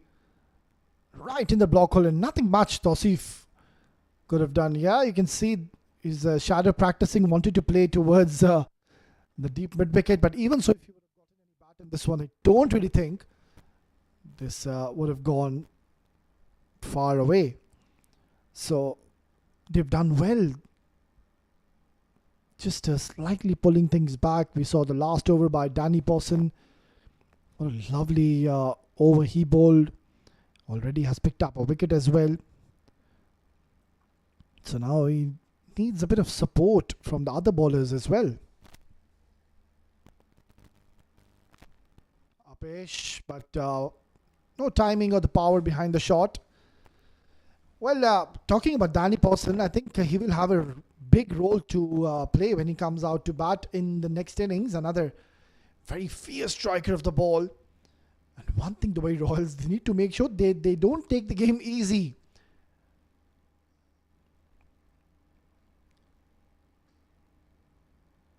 Because we've seen what happened when they went on to take the game a bit lightly. With one couple of runs added to the tally. That's where Dial Abatri Gorilla 11, they came back into the contest out of nowhere and they clinched victory against a star-studded lineup. So now they do realize that there's no real chance to be making any sort of errors from this stage. I mean, you lose another game, you're pretty much out of the contest, pretty much out of the tournament. That will be a big shocker if ever so that happens. I mean, Dubai Royals, they're one of the favourites, of course, alongside GHK Properties, who are yet to play their first opening game. And if you talk about Abu Dhabi Smashers, what a smashing tournament they're having. And who can forget the thriller we witnessed just a day before yesterday? Oh, what scenes out there. The match was gone out of their hands. It was done and dusted. Zain Butt striking such an important boundary in the penultimate over, and then the last over, 20 runs were needed. It was Wahab Hassan. And in the end, 4 was needed. It was Farooq Momin, the star of that game. That's a big hit. He's got a lot of bat. It's a very huge shot coming in by Tausif. And Sami missing his length. He tried to york him yet again, but the margin of error is so minimal. And it's not all that easy to just come in and execute and consistently bowl in the block hole deliveries. You need a lot of practice. There's a lot of hard work being put behind the scenes. And again, getting it wrong, but this time it's gone into the hands. So we'll have the last laugh, Sami. He thought that he's got a lot of bat, but then an excellent catch, keeping his eyes on the ball, good technique. In the end, made it look very simple in the deep. It's 213 for 5.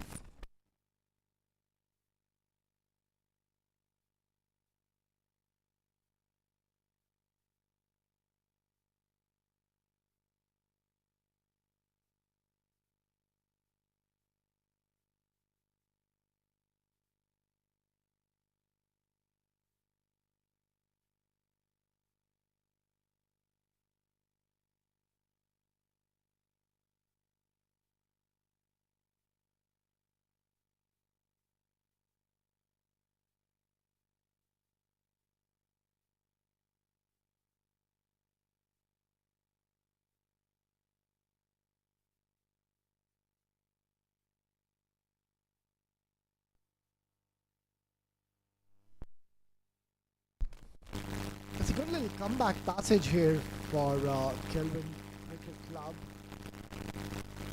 After such a fiery start, and it was the Junaid Shamsu show this evening.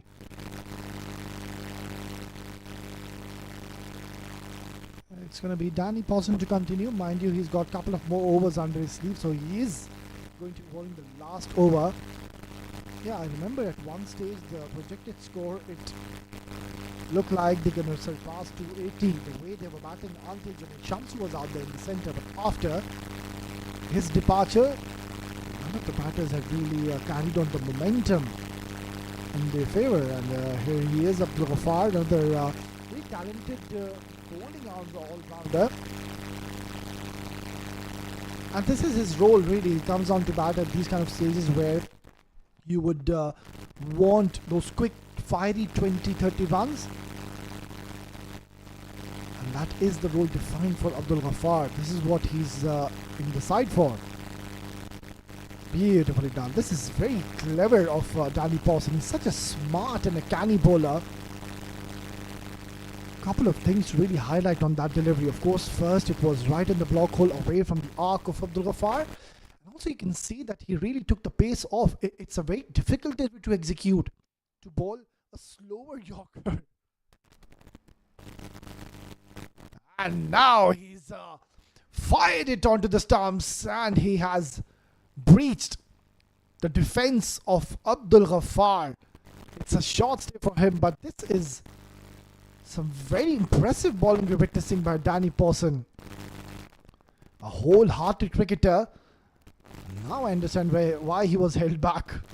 Because he's now picking up wickets left, right and centre. It's 214 for 6.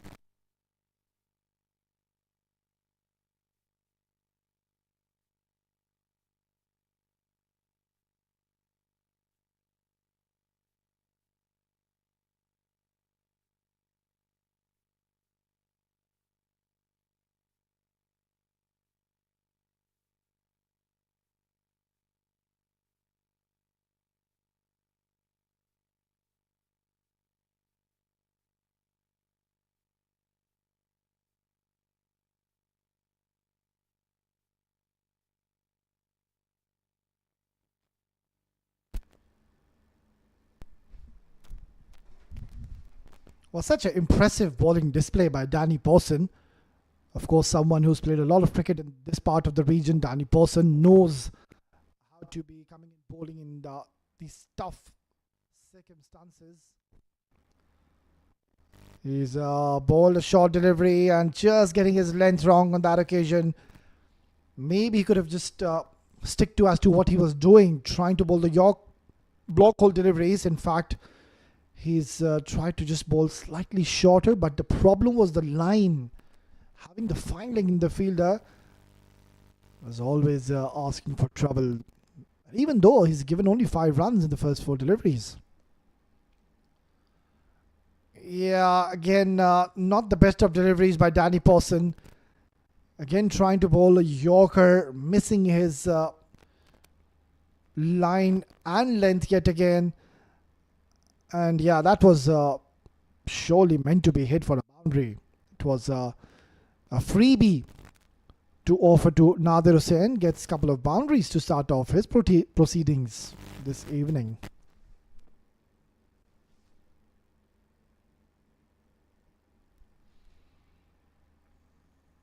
Gets only a single, brings Taimur Ali. Taimur Ali really needs to get a move on now. I mean, he's played 15 deliveries on a wicket where there's hardly anything happening. We'll keep the chat alive after this. So it's 223 for 6.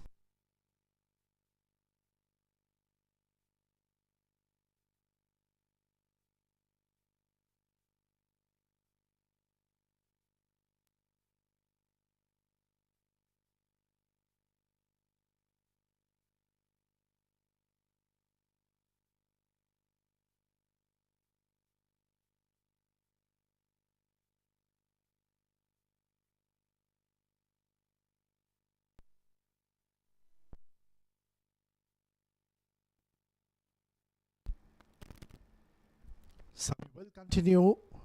We'll be bowling the penultimate over. That's a cheeky shot coming in from Nadir Hussain. But the problem was that Sami didn't really bowl with a lot of pace. So he didn't really have much of pace, Nadir Hussain, to work this away for a boundary. The idea was right because he knew that Sami is going to go and target the stumps. And he also did get into a good position early, did Nadir Hussain. But the problem was that just got the next bit of elevation.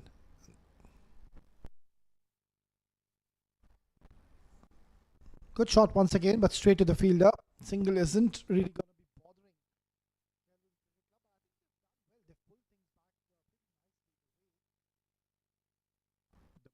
They were going about their business. It just looked like they will score 270, 280.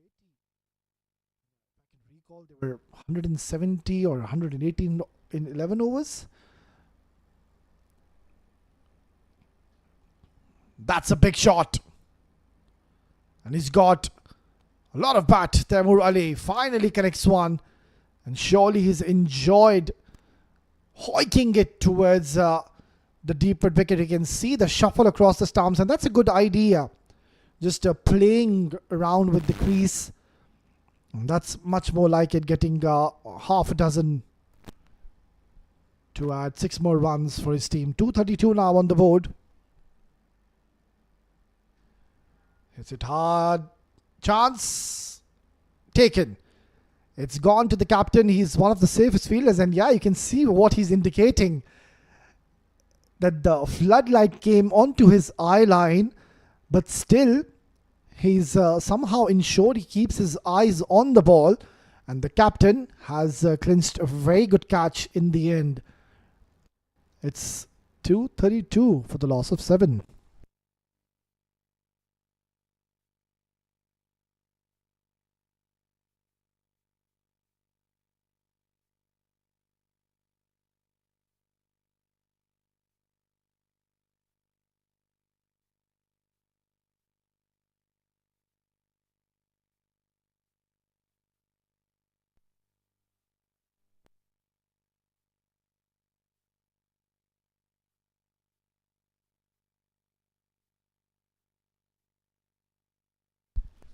So some redemption coming in for Sami, and that's another rip snorter of a delivery. He's knocked him over.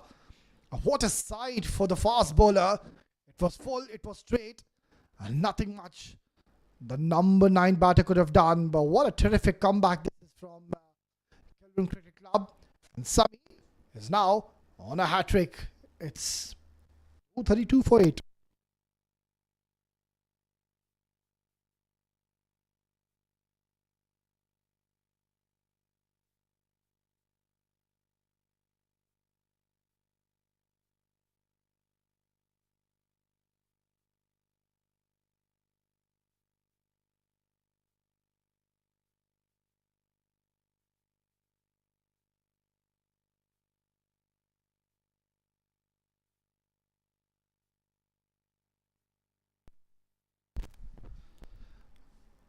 Well, they've done extremely well to get back into the contest. They were running away with the show at one stage, Dubai Royals, with the opening batters, and of course Shams, who was severe against them. But then that over by Danny Pawson, it just brought them back in the game. Yeah, I know they've already gotten a lot of runs on the board, but it is that kind of a wicket where you do expect any kind of score being chased down. We'll keep the chat alive. After this over, it's 233 for 8.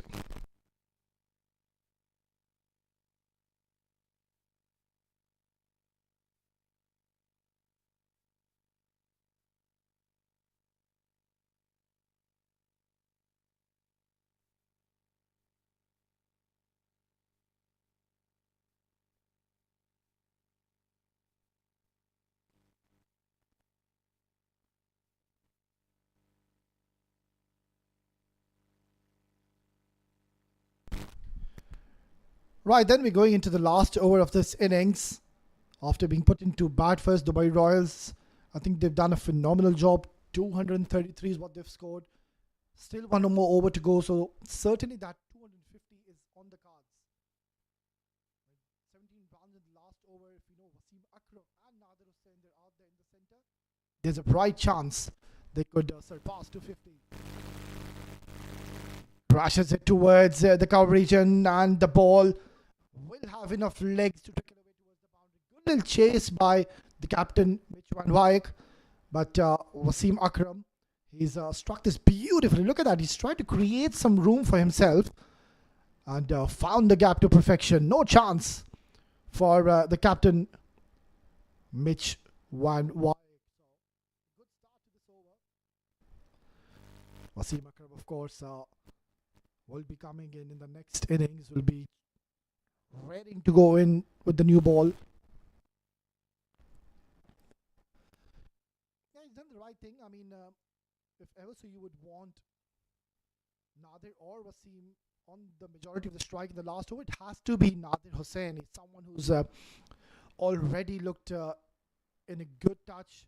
He's someone who bowled exceptionally well even in the last game, and also he batted beautifully. He got those important runs for his team. And even now, he's doing a decent job for his team. Hits it hard and he's found the gap yet again.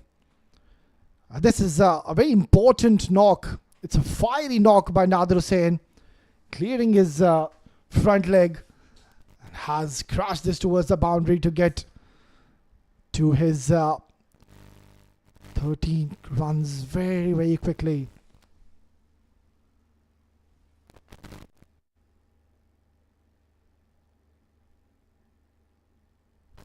Well, this is high up in the air. It hasn't gone too far, and it has gone to the safest fielder we have in the ground at the moment, and that's Danny Pawson. He's someone who's a gun fielder, and you don't expect him to drop these easy chances. Backpedaling, takes a clean catch to dismiss Nadir Hussain. It's 239 for the loss of 9.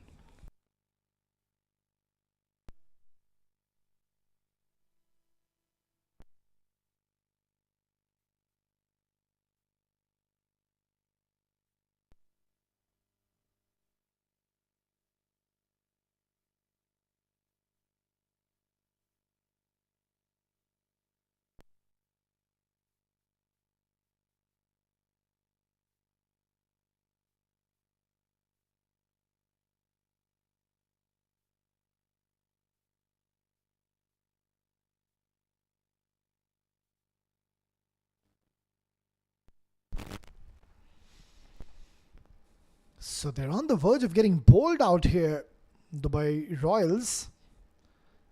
It's a very big hit. That has gone a long, long way. He's just made his way in the center. Has Zishan Nasir. And on the very first delivery, he's played it aerial and gets his first maximum of this evening. So 2 more runs to be getting to 250. Zishan Nasir, another entertainer, comes in and will swing his bat hard at anything which comes in his way. And these are the two batters now in the middle. You will see them come into bowl with the new ball. That's what happened in the last game. Wasim Akram and Zishan Nasir bowling in tandem. Last delivery. Thick outside edge. And it will find the fence. So 250 comes up on the board. 252 is what they've achieved in their allotted 20 overs.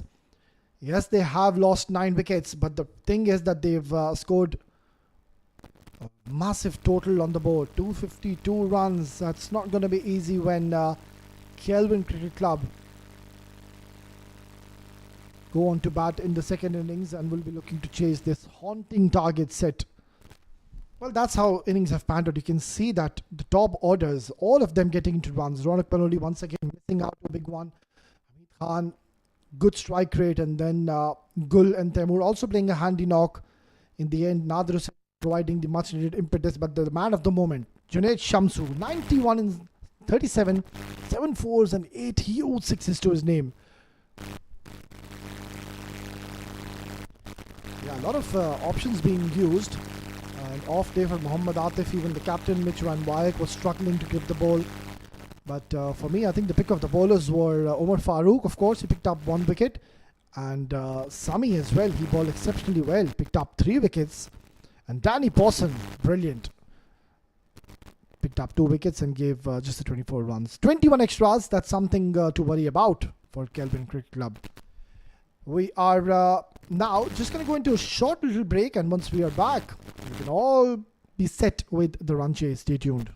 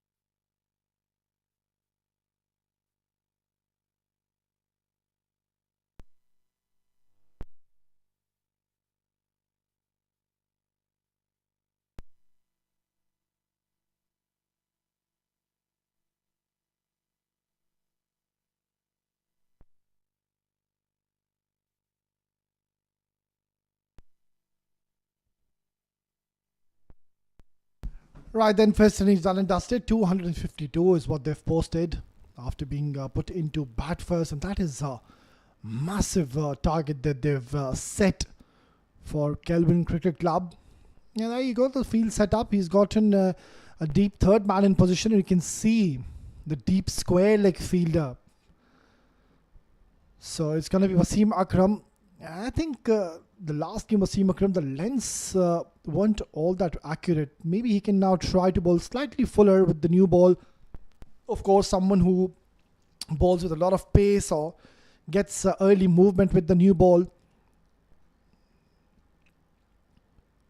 Also, he's having a slip in place. So he will take the ball away from Danny Pawson. Here we go. Chase is on. And he's asking the question. He's heard something. Not so the umpire. Or in fact, he's been given as out. And you can see Danny Pawson. He's not very pleased with the decision. A short delivery.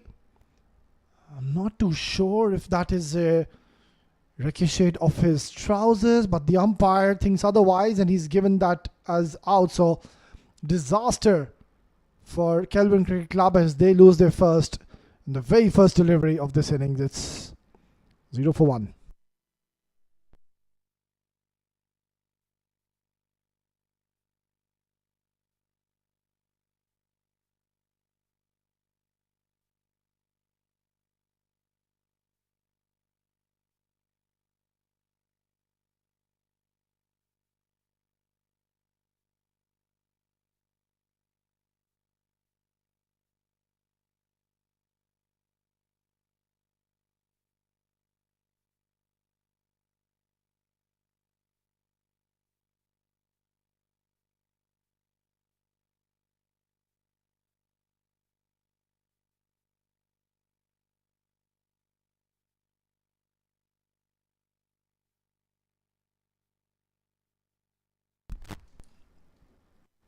That wasn't the best of deliveries by far from Wasim Akram. It was down the leg side. It was short.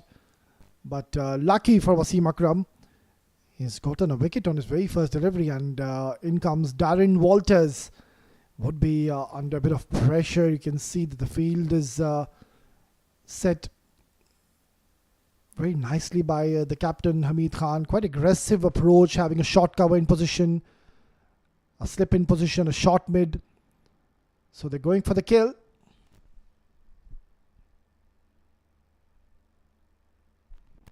Right on the money.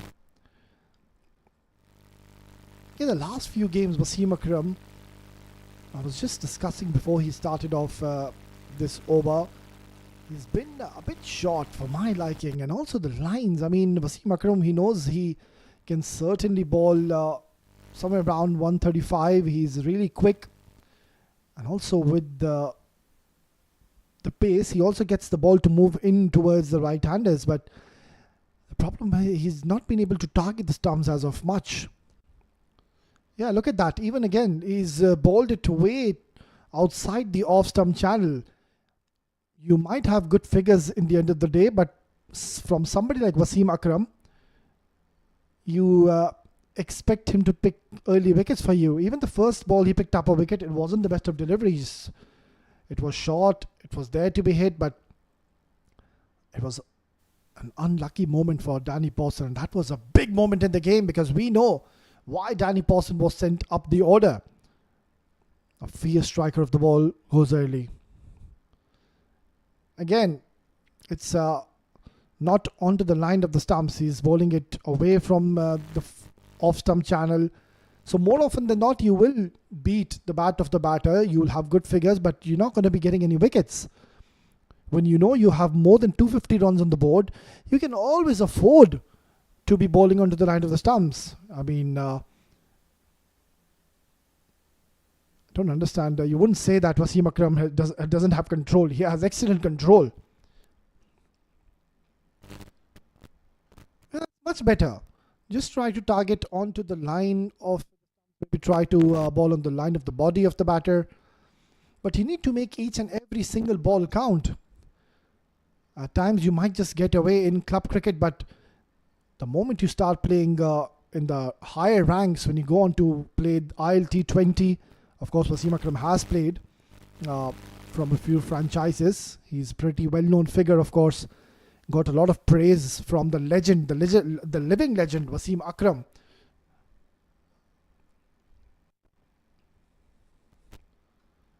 And of course, the living legend Wasim Akram had a word or two to say to Wasim Akram, the man on your screen.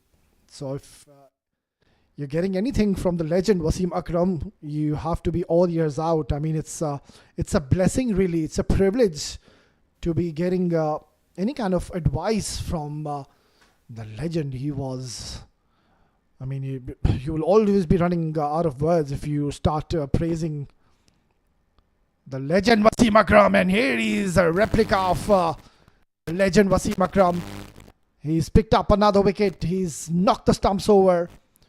And that's what I was mentioning. If he goes full and straight, he will get results.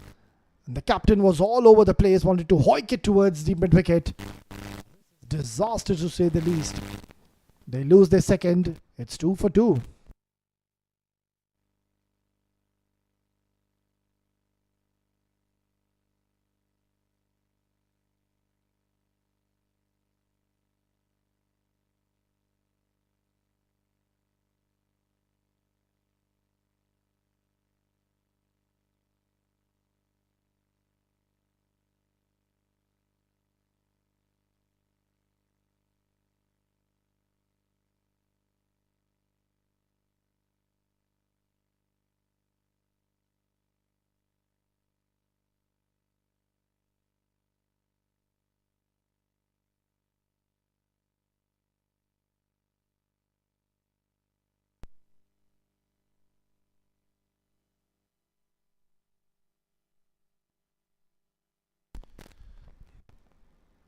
That's not the start that they were looking for. Kelvin Cricket Club, of course, they weren't up to the mark with the ball in the field, and now they've lost both their openers in the very first over. It was Wasim Akram, the speedster, getting those important wickets. Here is Zishan Nasir, another very quick bowler.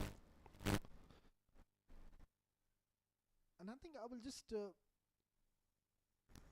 be talking the same about Zishan Nasir, another bowler who's gone on to play a lot of franchise cricket. He has played the ILT 20 lately, which was conducted here in the UAE. But in club level cricket, when you know you can bowl more than 140 kilometers per hour, the only thing what you need to do is just bowl fuller. I mean, most of the batters here, they're not used to be playing anything more than 130, 135, and he's someone who bowls at 140. Slightly up edge, so he can always afford to bowl full onto the stumps of the ball. It sounds very easy when you talk about 140, but I know how it feels when you're facing a bowler who clocks more than 135, 140. It really comes very quickly at you.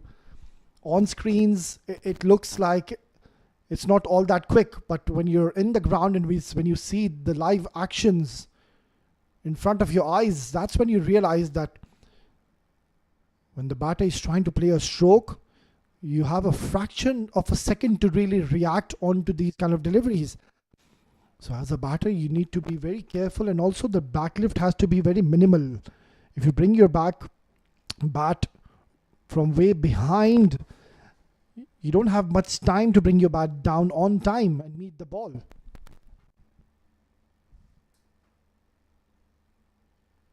And you can see now Divan Mini, he's having a high backlift.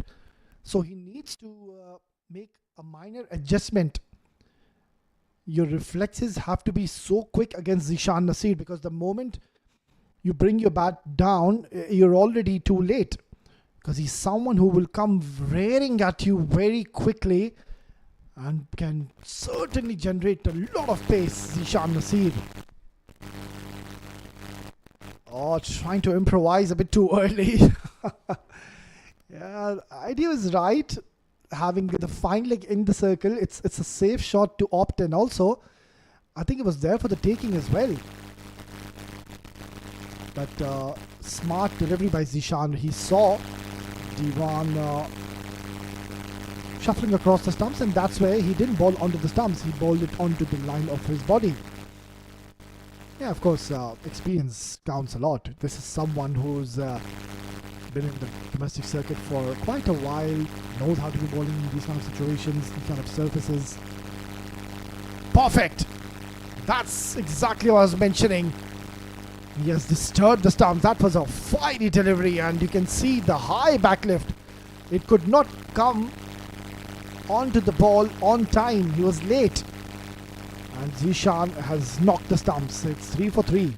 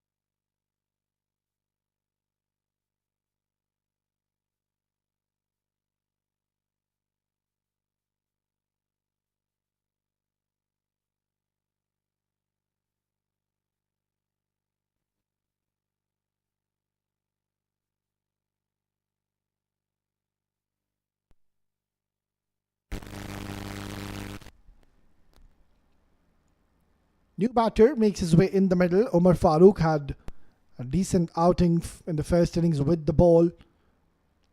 Didn't pick up a wicket, but he was very economical, and what a fiery over we saw by Zishan Nasir, and in comes Wasim Akram to continue another very good delivery.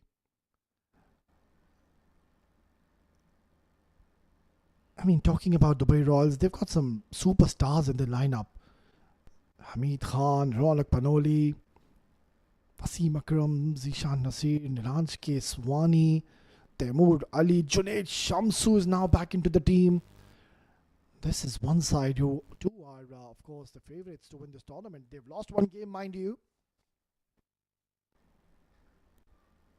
If ever so, you're not really aware what happened in their last game. They lost their first game against a young, talented side. And I'm really not going to call that as an upset, because Gorilla 11, they too have some very good quality cricketers in their lineup. And they've already showcased their talent, and they've showed what they're made of. They have excellent unity. That's very important as a team, really. I mean, they don't have those star names in their side, but they gel so well together, and they come out as one team. They come out as a unit. They're always very early in the ground. They do their drills, warm up properly, and then they put that hard effort in each and every single game, and each member is always looking to perform. And also, of course, talking about the leadership which we've seen of that young side, Sher Azam, I think he's been brilliant. Comes in and bowls with the new ball. We've seen that he's been very deceptive on these wickets, where there's not much to offer, mind you, for the fast bowlers, but he's been a standout bowler in this tournament. I've really liked the young boy, and I really love his attitude as well. Marshalling his troops well in the first game. And of course, they went on to win against Dubai Royals. Meanwhile, Darren Walters has played a lovely stroke down the ground. A proper cricketing stroke. You can see the balance. Never really fell over. Calm and composed, taking his time in the middle. Yeah, I think winning from here onwards, it's going to be a very difficult task, because they already need 15 runs from now onwards. That's high up in the air. Who wants it? Easy catch. Taimur Ali is by far the safest fielders we have here in the domestic circuit round. And it's a brain fade, really. I mean, Darren Walters, he played such a good shot, but on a good delivery, he wanted to smash Wasim Akram and has to pay the price by giving away his wicket. It's not looking good for Kelvin Cricket Club. 7 for 4.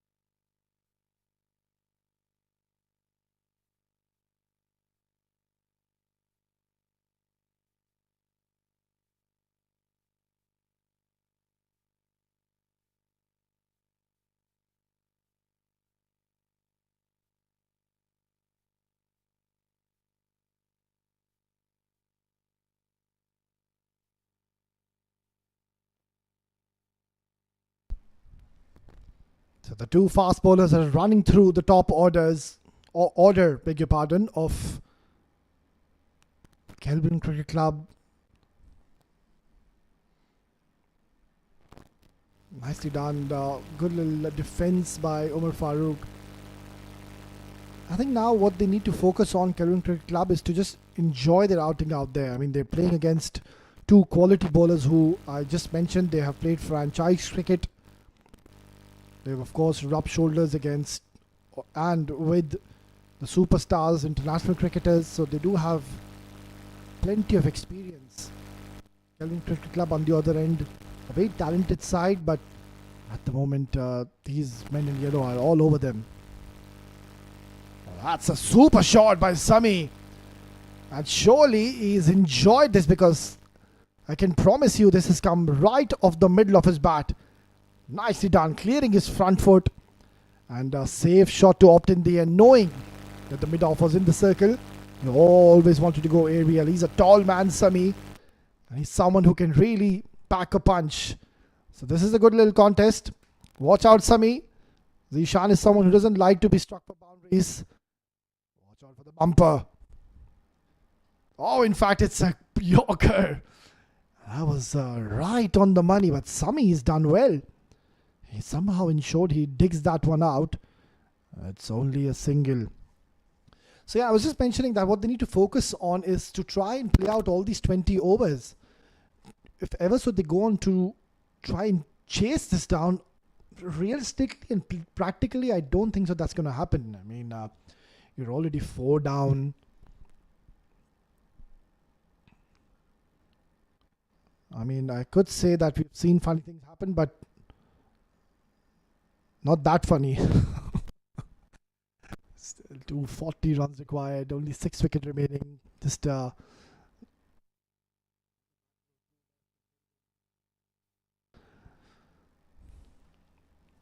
yeah, at the moment they're on the top, the men in yellow. And if ever so they go on to win this game, they need to ensure they try to win this game by a big margin. Beautifully played. That's much better. Good little defense by Umar Farooq.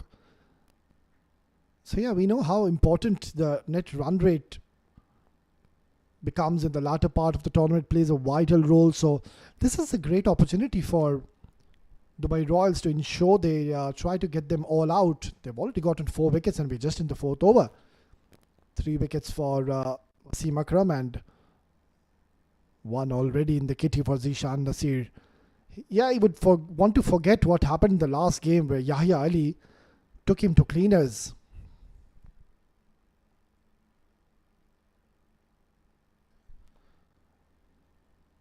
A dot to close out the fourth over. It's 13 for 4.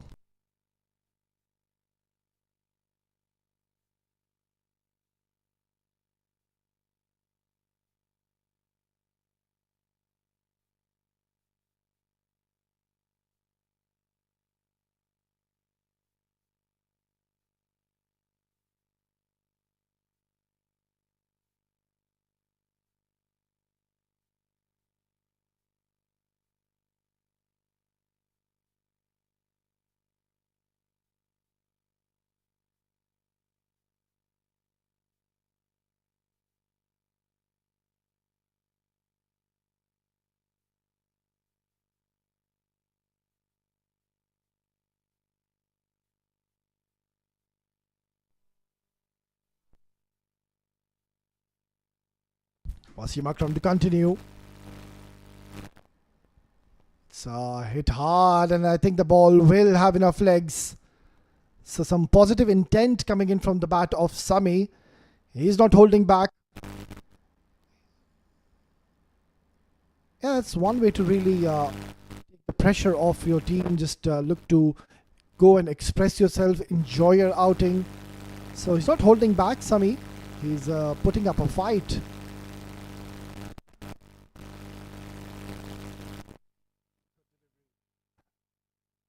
trying to hit and target Wasim Akram on every delivery, and needs to be a little cautious and careful.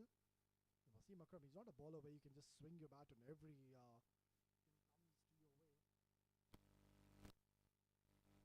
This has been a commendable performance, of course. First with the bat, heroics from Junaid Shamsu, Hamid Khan, the captain, giving a good start to his team. And of course, they're missing the lights of Hazrat, or beg your pardon, Lukman Faisal. No ball given by the umpire. I think he's overstepped. So Sami will now have the privilege to really go hard on this delivery. So one-sided encounter. It has been one-way traffic since the match has started, and all thanks to Junaid Shamsu. And I reckon he might be introduced into the attack as well, because he's a very handy bowler too. Missed out. Throwing the kitchen sink at his Sami. Didn't have the best of outings, mind you, with the ball, but now here he is with the bat already. He's gotten a couple of boundaries to his name. On the other end, I think they really wanted the services of Danny Paulson and also the captain, Mitch Van Wyk. Those were two big wickets falling pretty early in the contest.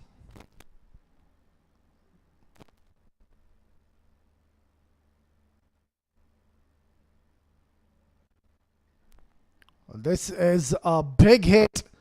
And how far has this gone? Not far enough. Gets a couple of more runs to his name. Yeah, got a lot of elevation, but unlucky, didn't get the distance in his favor.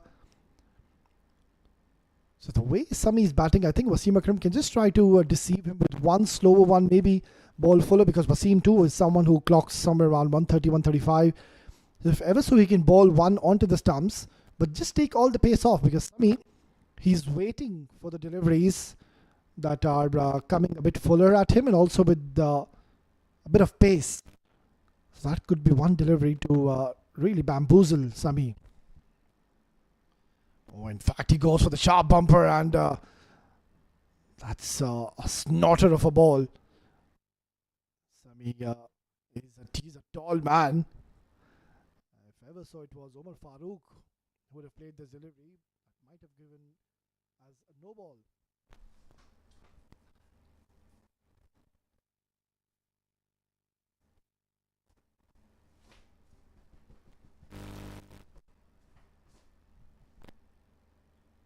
Still a slip in place. That's good to see. Obviously, when you have 4 wickets in your bag, you would want to go aggressive. This is high. It's gone a long way in the air. And was a bit close to the fielder, but he didn't really get his hand onto the ball. End of over number 5 is showing 2 for 4.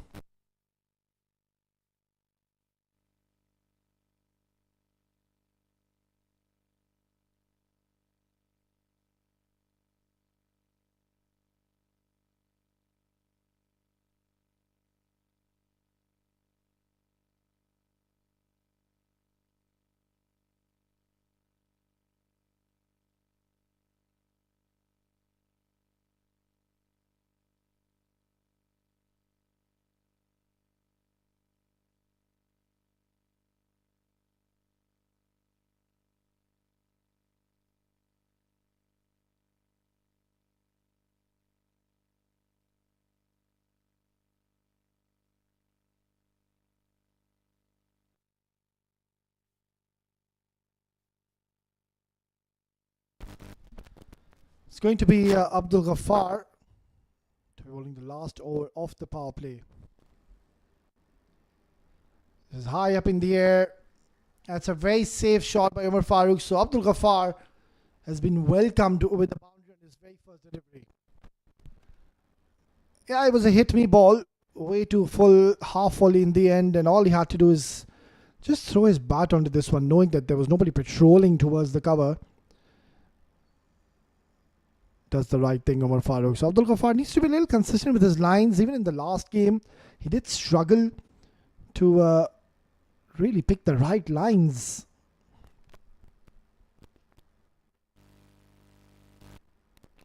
That's much better delivery, perfect length, just shaping it away from Umar Farooq. But yeah, it has been a very entertaining passage of first innings we saw. Of course, they have gone on to score the highest score of this tournament so far. We're in match number 6 of UPRO Summer Cup Pro Edition. 252, that's a very big score on any given ground, on any given day, in any kind of situation, and against any kind of bowling lineup. Lovely delivery. So just that one loosener by Abdul Ghaffar. Otherwise, he's bowled a couple of decent balls with perfect length. So Umar Farooq just taking his time in the middle, being a little cautious out there. On the other end, Sami, we've seen that he's enjoying this outing, looking to go hard and big against Wasim Akram especially. And then now, let's see what he's got in store when he goes on to face Abdul Ghaffar. Smashed it towards deep mid wicket. That's a brilliant stroke by Umar Farooq. And this is really good to see. I mean, if it's there to be hit, he's going after it, shot and whacked. There was nobody patrolling towards the leg side, and Umar Farooq has hoiked this nicely to get another boundary in this over. So 8 runs coming in the 6th over. Even though they are getting a few boundaries, but still the power play has heavily gone into the favor of Dubai Royals.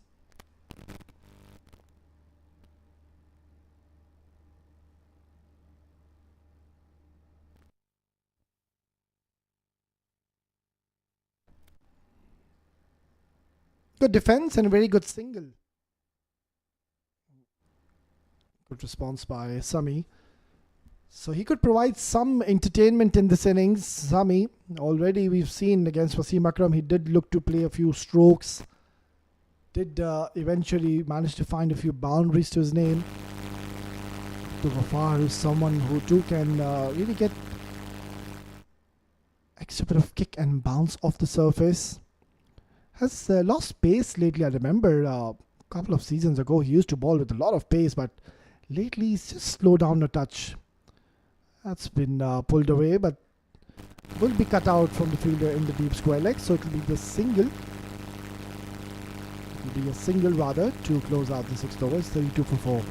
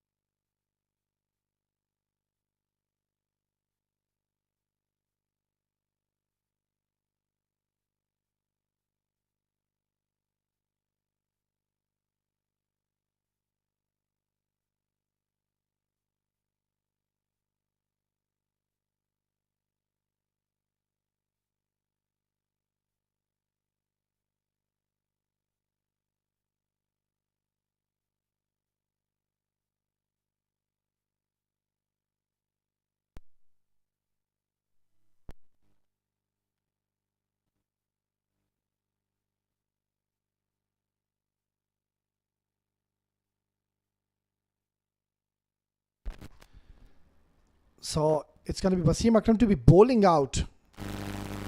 Yeah, it's a right move. There's no point really holding him back when you know that the opponents, they need more than 15 runs in every over. That too from the 7th over. So a lot to be done. 221, I think that is far beyond their reach.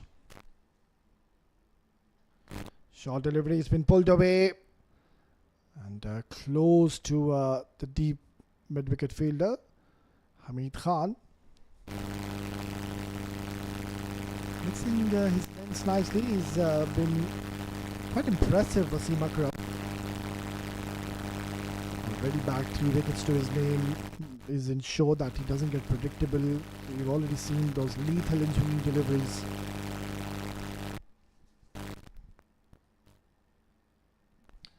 Oh, that started into Omar Farooq and hurried on to him. Another dot delivery. I think maybe they could have given one more over to Zishan Nasir. I mean, he was bowling in such a good rhythm, and then he was asked to just wait and held back. You would want your premier bowlers to be bowling in a good rhythm, and he certainly was. Wasim Akram is bowling for. Maybe they could have bowled out Zishan and Wasim at the same time.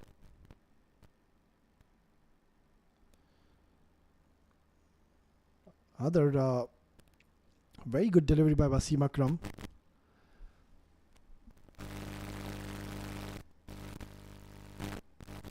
So far, it has been a quiet start. Yes, they have managed to find a few boundaries, but this is what happens really when you're chasing a massive total. You tend to get over-aggressive, and this is where you lose the track and lose early wickets. That's exactly what's happened. That's struck very nicely down the ground by Omar Farooq. It's a safe shot to opt, and he's nicely yet again cleared his front leg. That's a proper cricketing stroke, playing with the straighter bat, showing the full face of the bat. Gets another boundary, so he's taking up the challenge. He's not striking against an ordinary bowler. He's striking against someone who's got vast experience. Wasim Akram, by far one of the best bowlers we have in the domestic arena. Poor delivery, but lucky escape for Wasim Akram. It didn't have enough legs. The third man fielder had to really come down towards the deep fine leg and do the cleanup work. You might just see a spin being introduced into the attack. I think Abdul Ghaffar will look to continue, and then they could opt to have a spinner to come and bowl at this stage.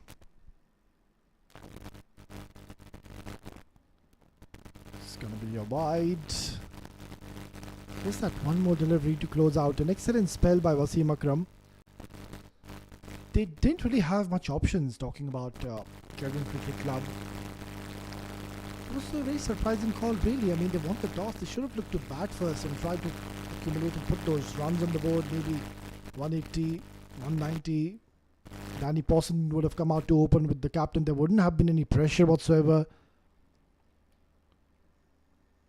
We'll keep the chat alive. Oh, nicely done. He's asking the question. I think Omar Farooq did stand his ground. That's the end of an excellent spell by Wasim Akram. It's 39 for 4.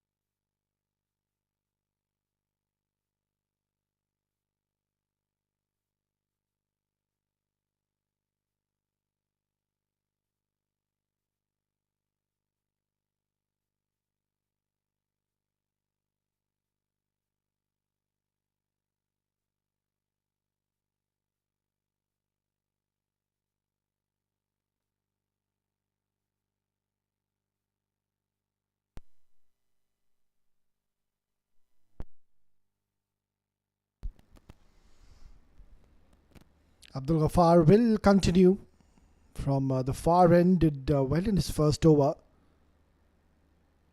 Still 214 required. Good little partnership being stitched between the two now. Cleaner pickup by Hamid Khan, and the story would have been different. Yeah, this is one team to watch out for. They just took the game a bit too easy in the first encounter, where they played their opening game. They did have runs on the board, and then just in the latter part of the innings, took things easily, and of course, they went on to lose the game.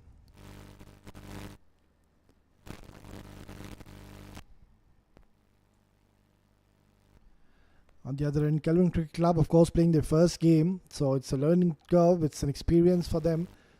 They will surely bounce back, and of course, they are trying to get used to these conditions, adapt to the surface. It's a good wicket. I mean, these men they play a lot of cricket in this part of the region, so they do have the experience. But I'm not too sure if they play bowlers who clock more than 135, 140, and that has been the case. It has been a struggle when they came on to bat. This is not connected well by Sami. But one thing is for certain, you can see Sami, he's come out with an intent, and that is just go out and enjoy, blast the bowling. That's such a good wicket really to bat on. For me, I'm a big fan of chasing down in this ground. I mean, if you have firepower in your batting, even 220, 230 can be chased down, because hardly you can see anything happening out there in the middle. It's coming onto the bat so nicely. Yes, you will find initial movement of the surface in the air. Just the first 2 to 3 overs, that's it. After that, it becomes a very batting friendly track. Thick outside edge, but I think it was intentional. Just at the last bit of a second, Umar Farooq opening the face with the bat.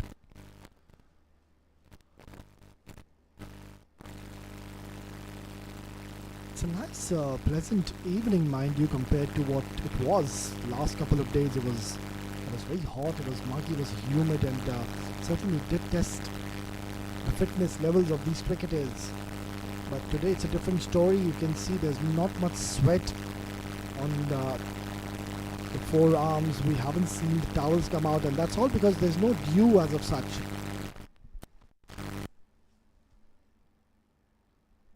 Swing and a miss. So another quiet over by Abdul Ghaffar. It's going to be interesting to see as to who's going to be bowling the next over. Is it going to be Junaid Shamsu? I haven't really seen him loosening up as of now. But Nadir Hussain also could be another option. Another very handy bowler.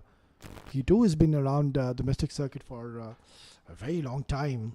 Handy all-rounder, did a decent job with the bat. And would love to come and bowl in these situations where so many runs are required. Let's hit hard, but straight to the fielder. And yet again, Taimur Ali getting into the act. I've already seen him taking an easy catch before, and even now this one was galloped. So, end of Sami. He'll have to go back after scoring 16 for his team. And that's how he's fallen. Yeah, by no means it's come out of the middle of the bat. And Abdul Ghaffar takes a wicket in the second over. It's 42 for 5.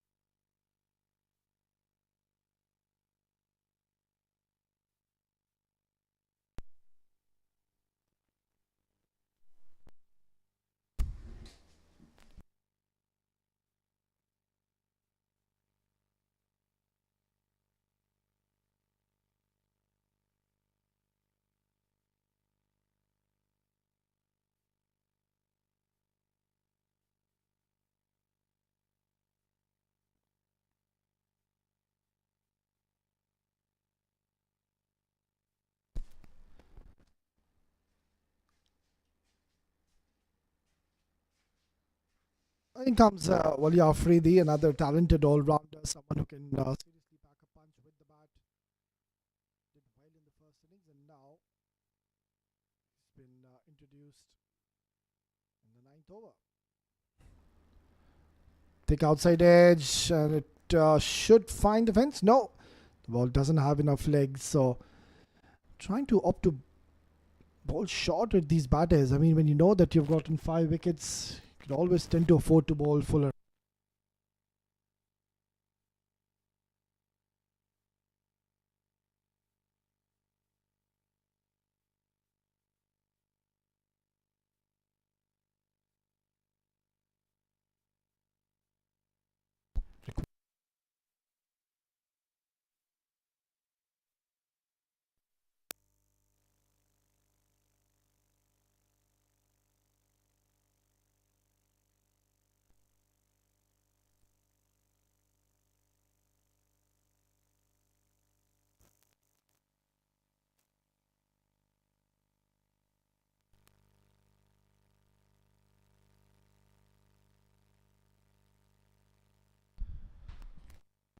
I think now the job is simplified for Wali Afridi, and this is really a great chance for him to pick up and bag a few wickets. You know that the batters are going to go hard at you. They need 207.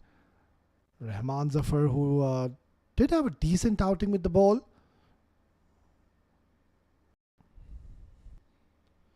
Yeah, this one kept a bit low and it's been given as a no ball. I think yet again another bowler has overstepped. Yeah, that good umpire just signaled.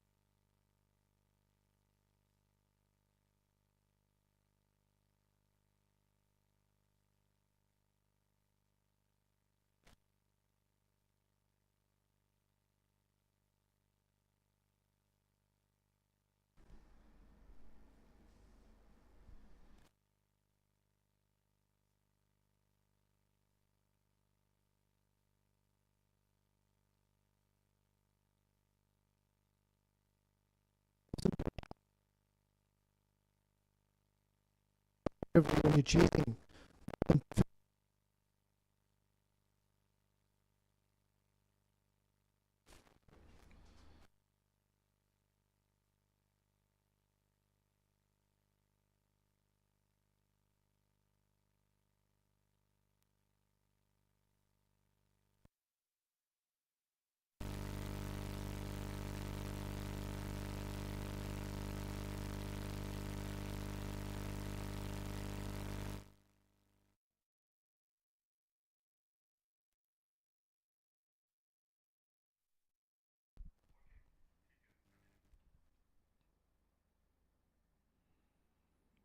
Fiery delivery, a bit short, and Ronak Benoli, you don't want to be challenging his arm. He's lightning quick in the outfield. So yeah, surely I think the men in blue, they will be going back to the dugout after this game and they will be thinking exactly what went wrong. They gave quite a few extras. That's one area of concern for them. And even the bowling, I think Danny Pawson should have come a bit too early to bowl. He came in to bowl at a situation where, or rather at a stage where already plenty of runs had been put on the board. So the damage was already done when they introduced Danny Pawson. You could see how well he bowled. His figures were very impressive this evening. It's 50 for 5 after 9.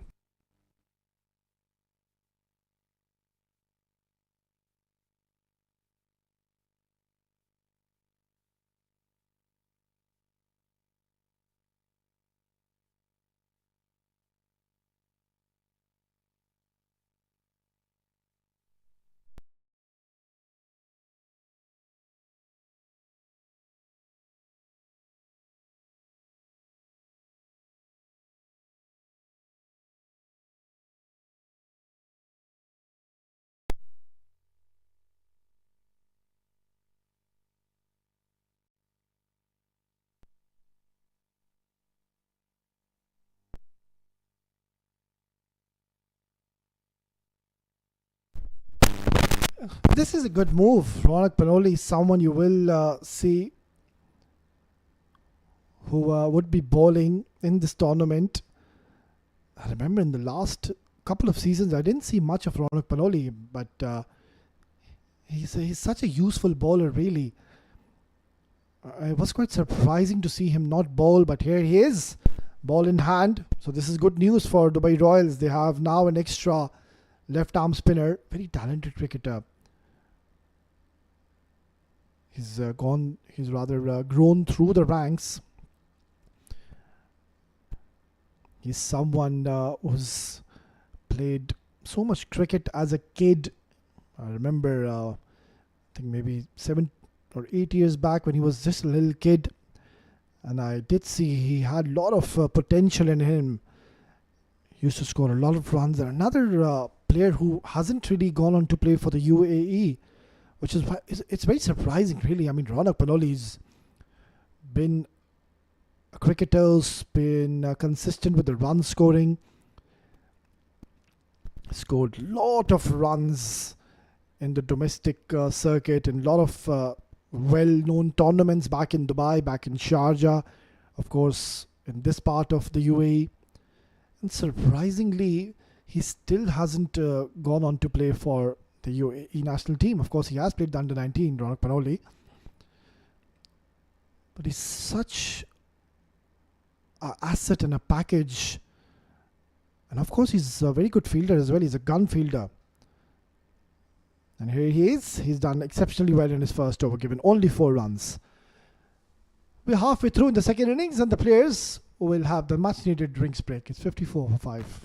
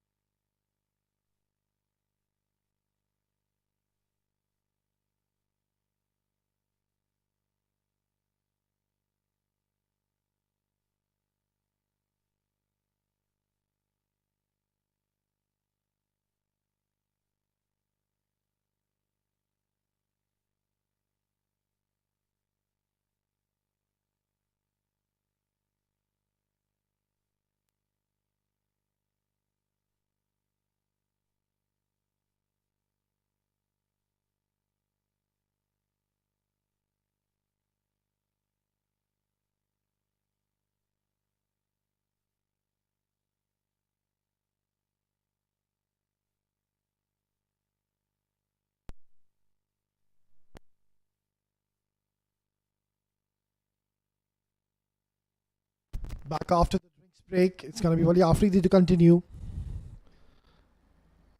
And yeah, straight away now the intent is being shown by the two batters. Yeah, there's no point really to be hanging around. Just what they need to ensure now, they don't lose by a big margin.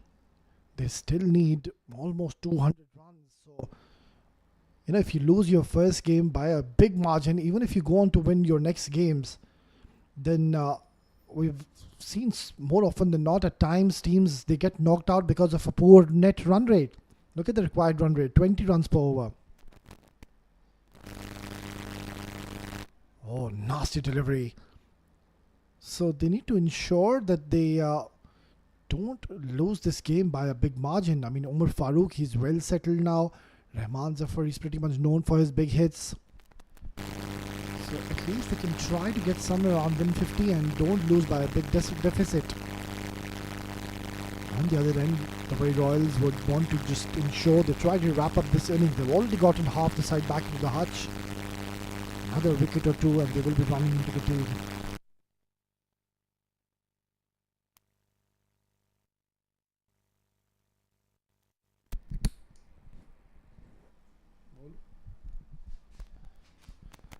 Oh, that's a very quick delivery, and I think it just got a little big on Rahman Zafar.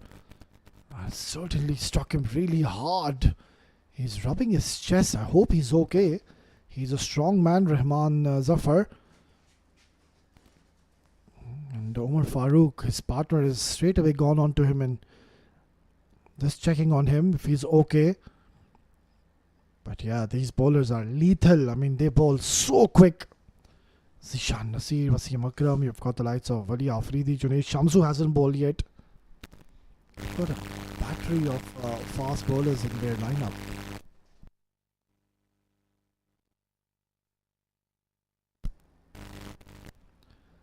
Hits it hard and another no ball. So this is not good stuff from Wali Afridi. He's missing his mark. He's needs to fix his run up again. He's bowled his second no ball, mind you. He bowled one in his first over. Just needs to ensure he keeps the basics right.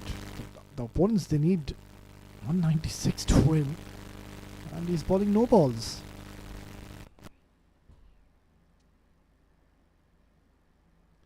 Free hit. Sharp bumper. Again beaten by pace, Omar Farooq. He's played a handy knock. We've seen the other batters. It had been quite a tough outing this evening facing these quick bowlers. But Hamid Khan, he's led his team well. On the other end, Ronak Panoli's missed out even in today's game after getting starts. Even against Gorilla 11, he went on to score quick runs and then just lost his wicket pretty early. And even today, he did start off well, but unfortunately, he lost his wicket early. He's such an important member in the side is Ronak Panoli. But so far, this tournament hasn't been going in his favour. He's one of those batters, he just needs one good knock and he'll be right back on course. He's been scoring a lot of runs lately here in the domestic circuit, back in Sharjah, back in Dubai.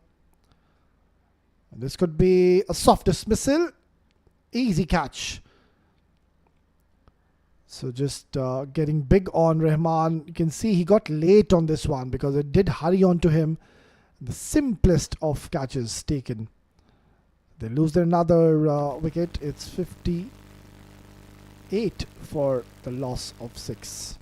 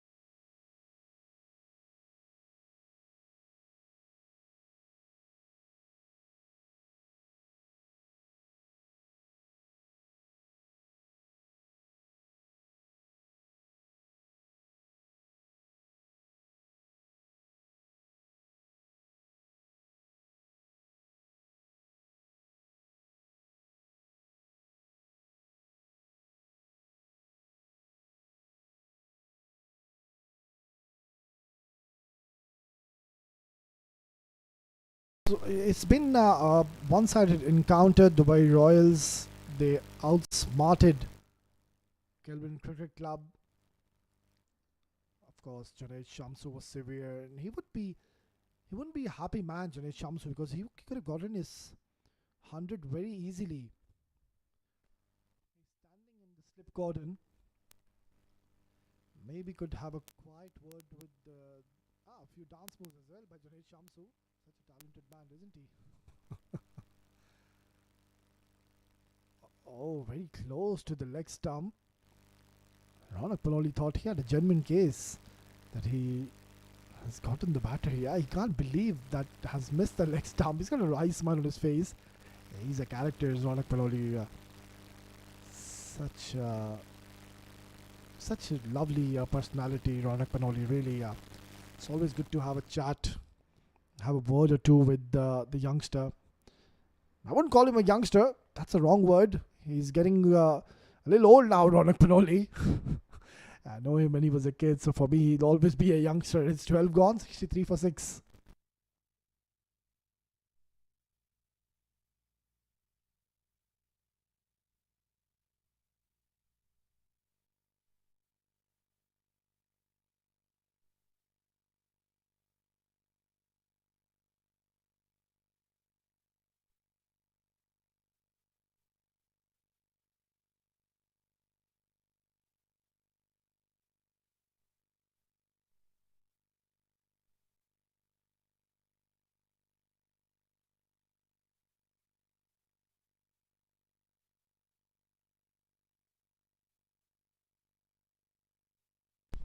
Here you go.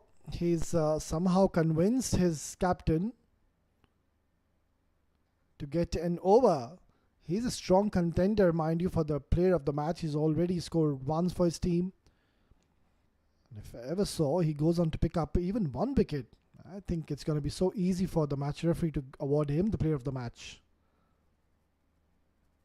You can see what he's trying to do. He's trying to bowl onto the stumps and bowl a bit fuller. The idea is right. Don't want to be doing anything extraordinary at this stage. Just want to keep the ball full onto the line of the stumps. Try to bowl those Yorkers.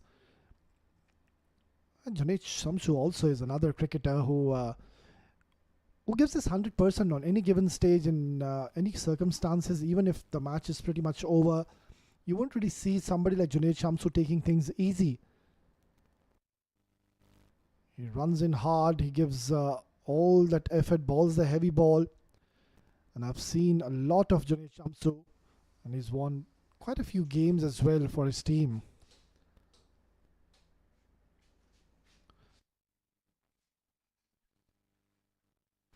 For me, there are two cricketers who come in back of my mind who should have really gone on to represent the UAE national team. Of course, the first name comes to my mind is Ronak Panoli. Oh, that's not good. That's not going to please Junaid Shamsu. Oh, in fact, he's getting a lot of applause. Sarcastic applause, surely. Yeah, Ronak Panoli, of course, one man who comes to my mind who should have gone on to play for the UAE national side. And then, of course, Junaid Shamsu, who's yet to get a call for the UAE national team. Oh, that's a thunderous hit by Omar Farooq. He's had enough. He's gone aerial, and that is a gigantic hit. Shamsu, you can see the funny side of it, but let me tell you, he won't like it. Don't want to be spoiling your figures. Everything nowadays, of course, is recorded, so it really puts a dent on your averages. Yeah, surely a dent on the ball because the umpire is having a quick check on this.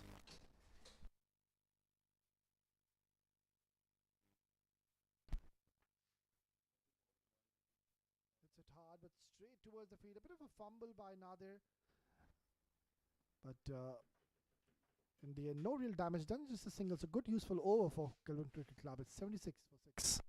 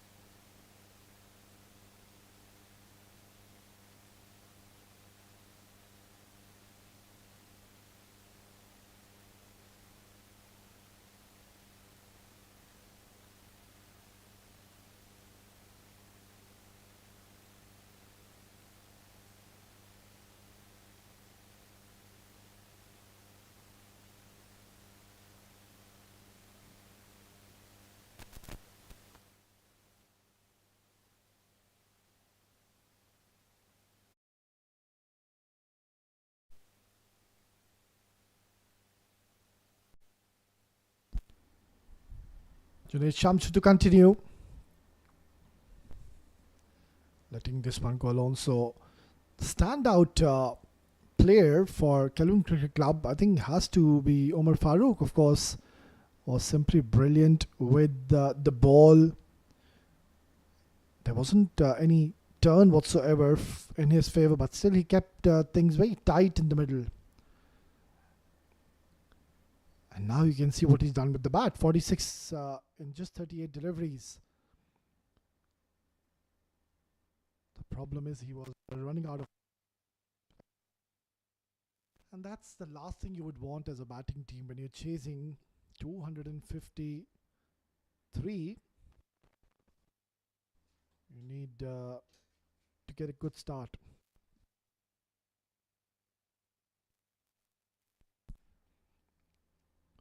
So they're on the verge of losing this game by a big margin. Yeah, let's not even talk about the required run rate. It's pretty much out of the window. Junaid Shamsu on the other end, he's got a great opportunity to at least pick up a few wickets because Omar Farooq is going hard at him. Yeah, he wouldn't mind this Junaid Shamsu. So there's a little mini battle going on between the two. Junaid Shamsu also is someone who doesn't really like to go for runs. He's a fighter, someone who's very miser when it comes to giving runs. Ball's the heavy ball. That's once again slashed away nicely towards deep point. We'll get a couple of more runs to his name. So 2 more for Omar Farooq to get a well-deserved 50. Stand out batter, the lone warrior, just couldn't get any support whatsoever from any of the batters.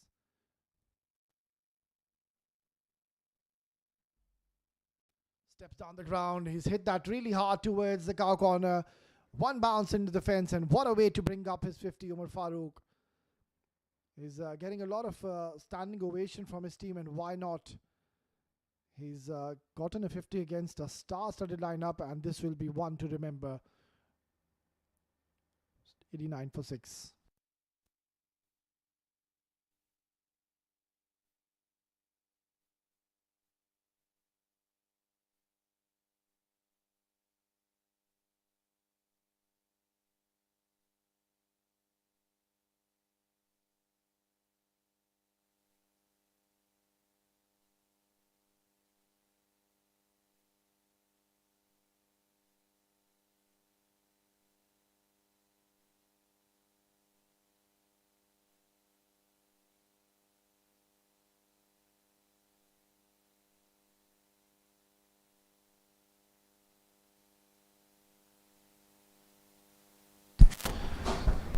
So Ronak Paroli has been held back and reintroduced is Wali Afridi.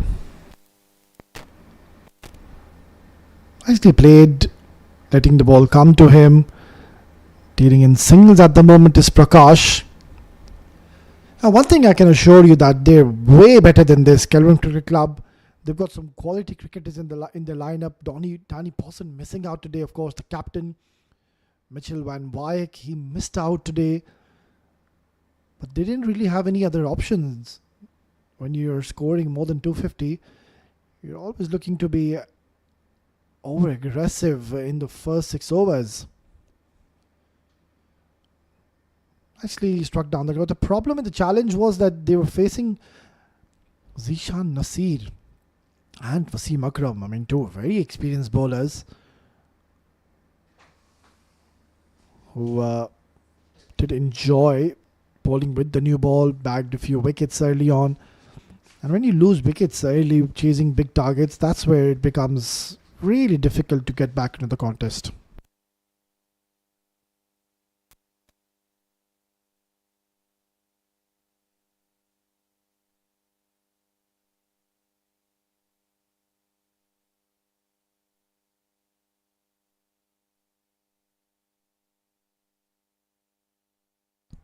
ये भी आपका mic on है? एक minute अभी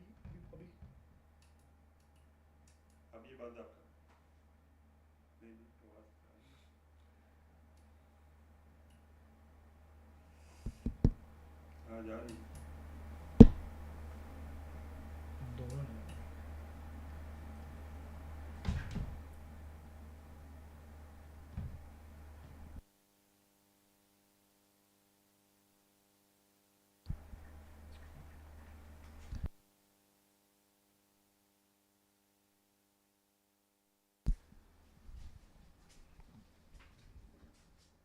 Yeah, one man is definitely having a good time out there, having good fun, enjoying this little passage of play, striking hard against some quality bowlers. Wali Afridi's bowled quite a few no balls in this innings.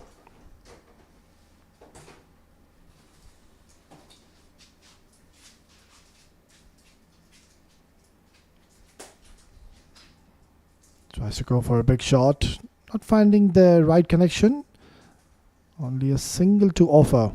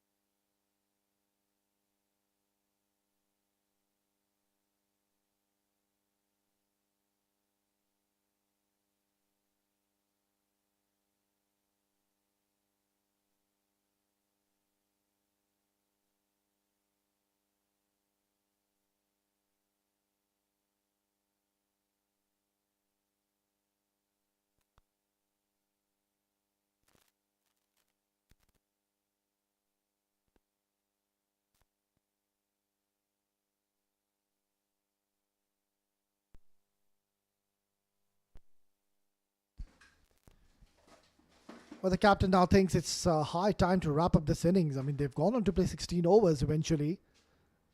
Zishan Nasir reintroduced into the attack. Straight away knocks the stumps and gets a wicket.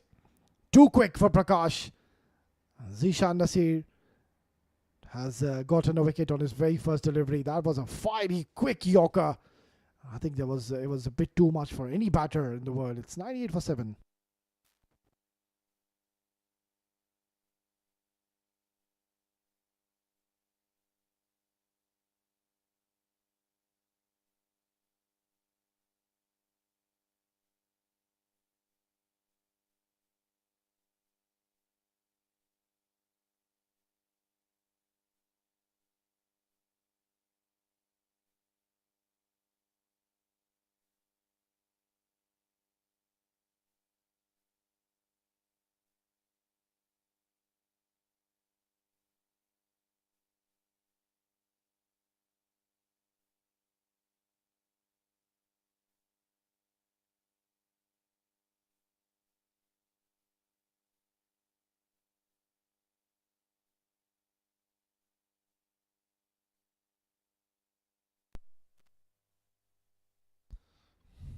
Well, that was a very quick delivery, really. Prakash couldn't do much.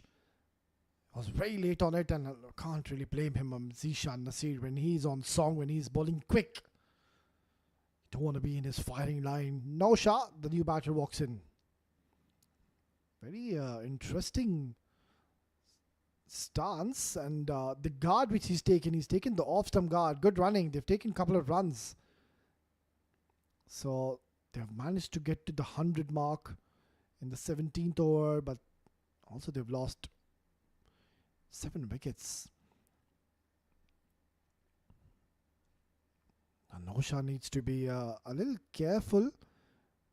As I just mentioned, they're not really used to be playing somebody who bowls more than 140, and he's taken his off-stump guard. So watch out; those you need to take your toes out of the way. He's someone I've seen that He's such a lethal bowler, really, Zishan Nasir. Especially when the ball becomes old, the ball at times does tend to reverse and come in very sharply into you. So you've taken the off-stump guard. You're putting your feet at risk against Zishan Nasir.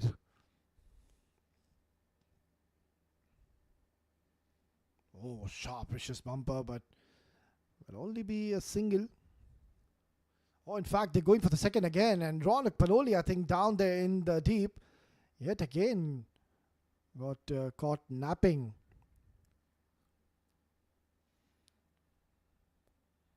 This is what they did even in the last game. They took the game easy. Yeah, I mean, the scenario was different. The opponents, they didn't need it as many runs as you see underneath the scorecard. But, yeah, at any stage of the game, you never should really calm down, relax. Need to fight right till the end. Crash towards cover region and will take only a single.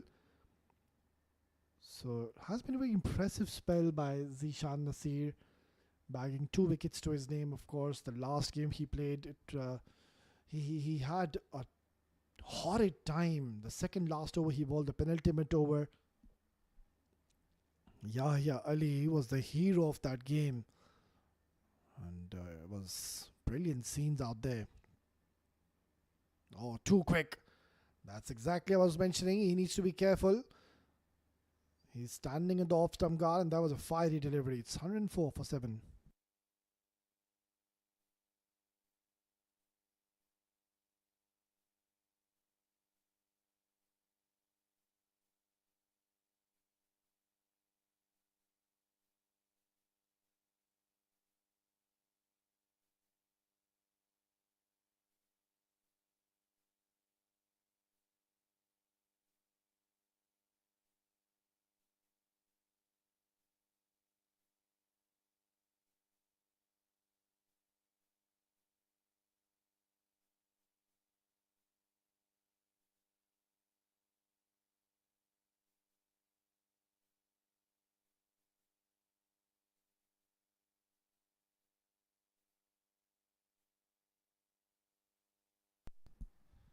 Still out there is Umar Farooq.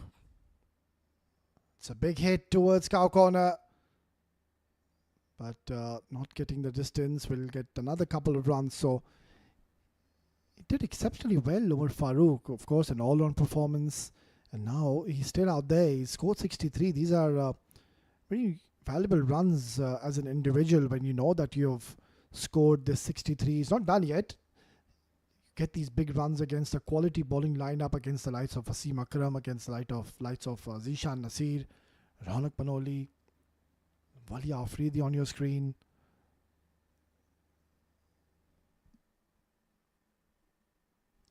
Oh, that's been pulled away very nicely by Umar Farooq. He's not bothered with the pace which Wali Afridi is getting now. This could be a run out towards the non-striker's end, and he's late behind the stumps. I think he wasn't really aware that the non-striker end was struggling. Rather, the non-striker batter was struggling to reach back on time.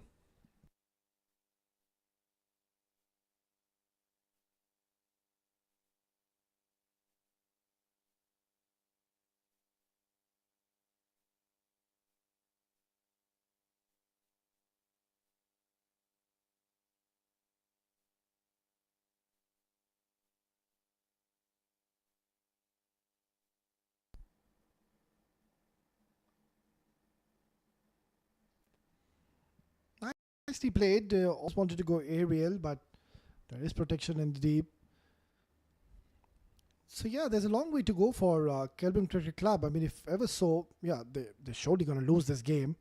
But they are a team that I believe they will bounce back. They've got some quality all-rounders. Of course, we know Danny Pawson is someone who is one of their backbones in the team. The captain himself, he's such a handy batter on top of the order. It just hasn't been their evening. And also, winning the toss and inviting Dubai Royals, don't really think that was a wise move. Oh, very close to the off stump. How did that miss the off stump? It's just, I won't say inches, I think it was centimeters away from the off stump.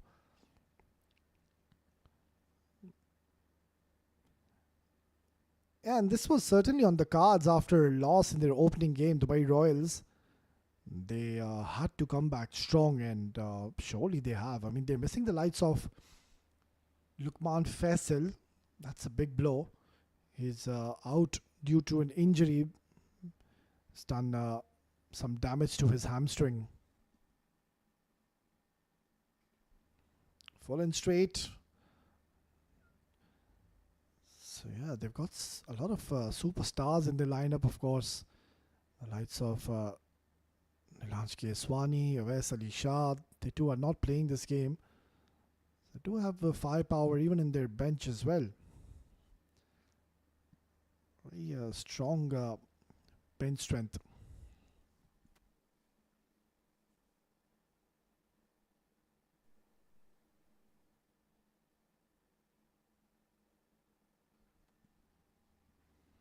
It's going to be a single to close out the 18th over. It's 111 for 7.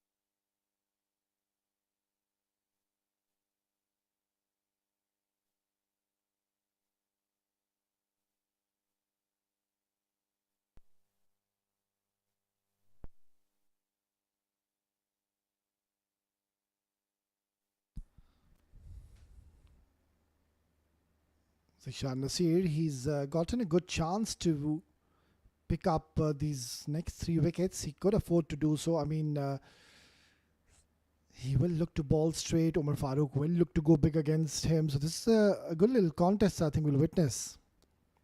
There you go.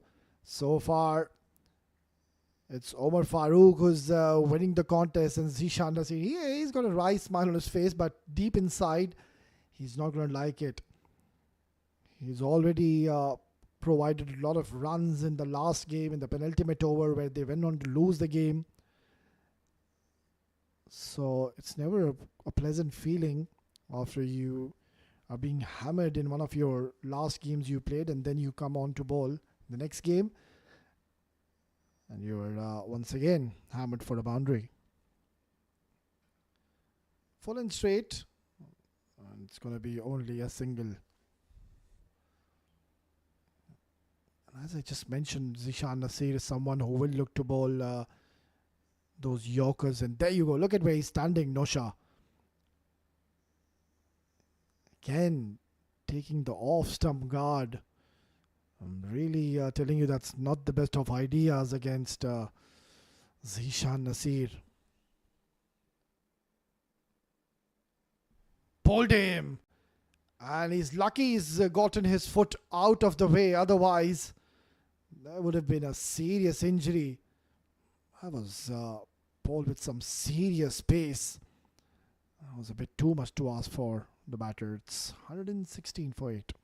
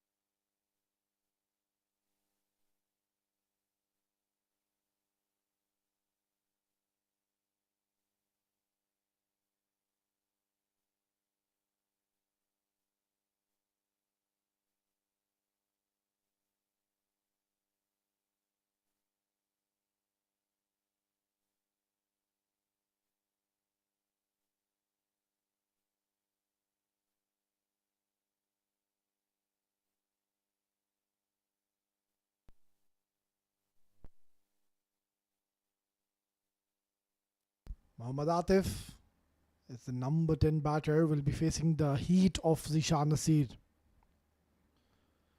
Oh, he does well. I think he was expecting the fuller delivery, right on the money. But he's done well. Zishan Nasir, you need your premier bowler to get back into the form, get back into the rhythm. And certainly he's done exceptionally well in this very contest. Still got a chance to pick up a fiver. 2 deliveries to go. 2 wickets is what is needed for him to get a fiver. Oh, how close was this to the off stump, and he knows that has whisked. It's missed by a whisker. So terrific bowling performance by Dubai Royals.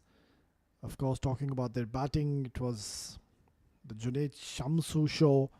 Hamid Khan, the captain, providing the much needed impetus into the innings early on in the power play.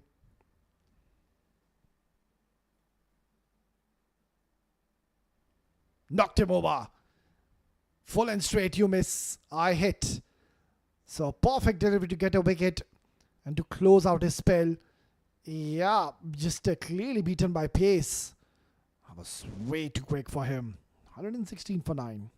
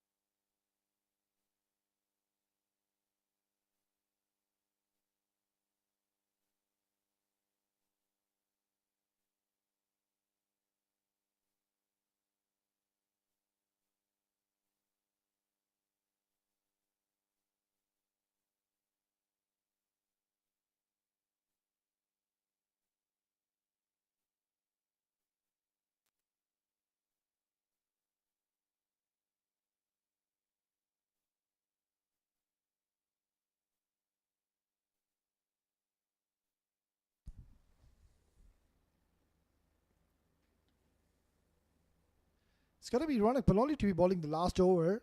We could just see a massive over because Omar Farooq is on strike and he will take a single. For a moment, it looked like he just asked his partner to wait, but yeah, he's done the right thing. Let Abdul Basit also enjoy his outing. I mean, he's there to bat. Omar Farooq, you've already done well. 52 deliveries is what you've played with a very good handy 72.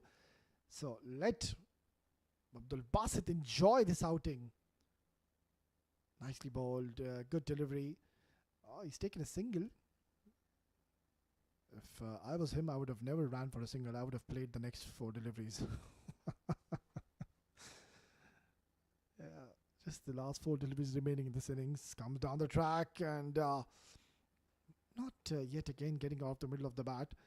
And he's asked his partner to wait on the other end.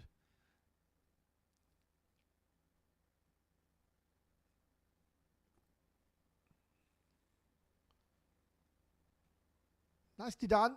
And that, I believe, will be the end of this innings. They've been bundled out. What a brilliant performance. They've won this game by a big margin. 118 is what they've scored. It's been given as a wide, but doesn't matter because he's been stumped out. So they've lost this game by a big margin of 134 runs. And surely they will be taking a lot of positives out of this game.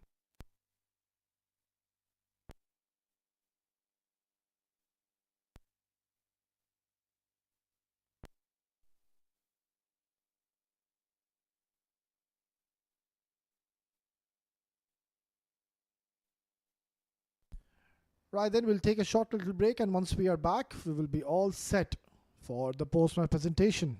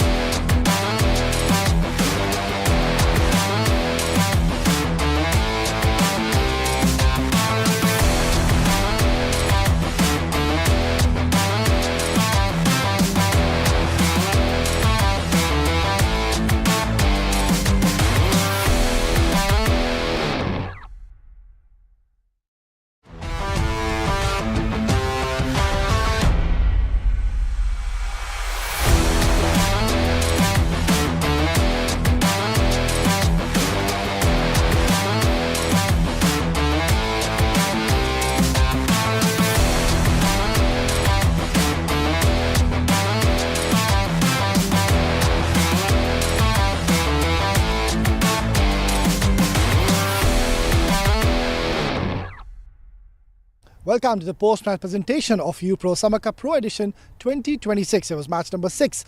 Kelvin Cricket Club winning the toss and deciding to field first, and there was a massive score being put by Dubai Royals. They went on to score 252 in their allotted 20 overs. In reply, Kelvin Cricket Club managed to score 118 and they were bundled out, not going on to play out the allotted 20 overs. And in the end, it's Dubai Royals winning the game by a huge margin of 134. It's now time to invite our match referee, Mr. Preetham, to please hand over the player of the match. And I think we don't have any surprises on this one. It has to go to Junaid Shamsu for his brilliant 91 in just 37 delivery.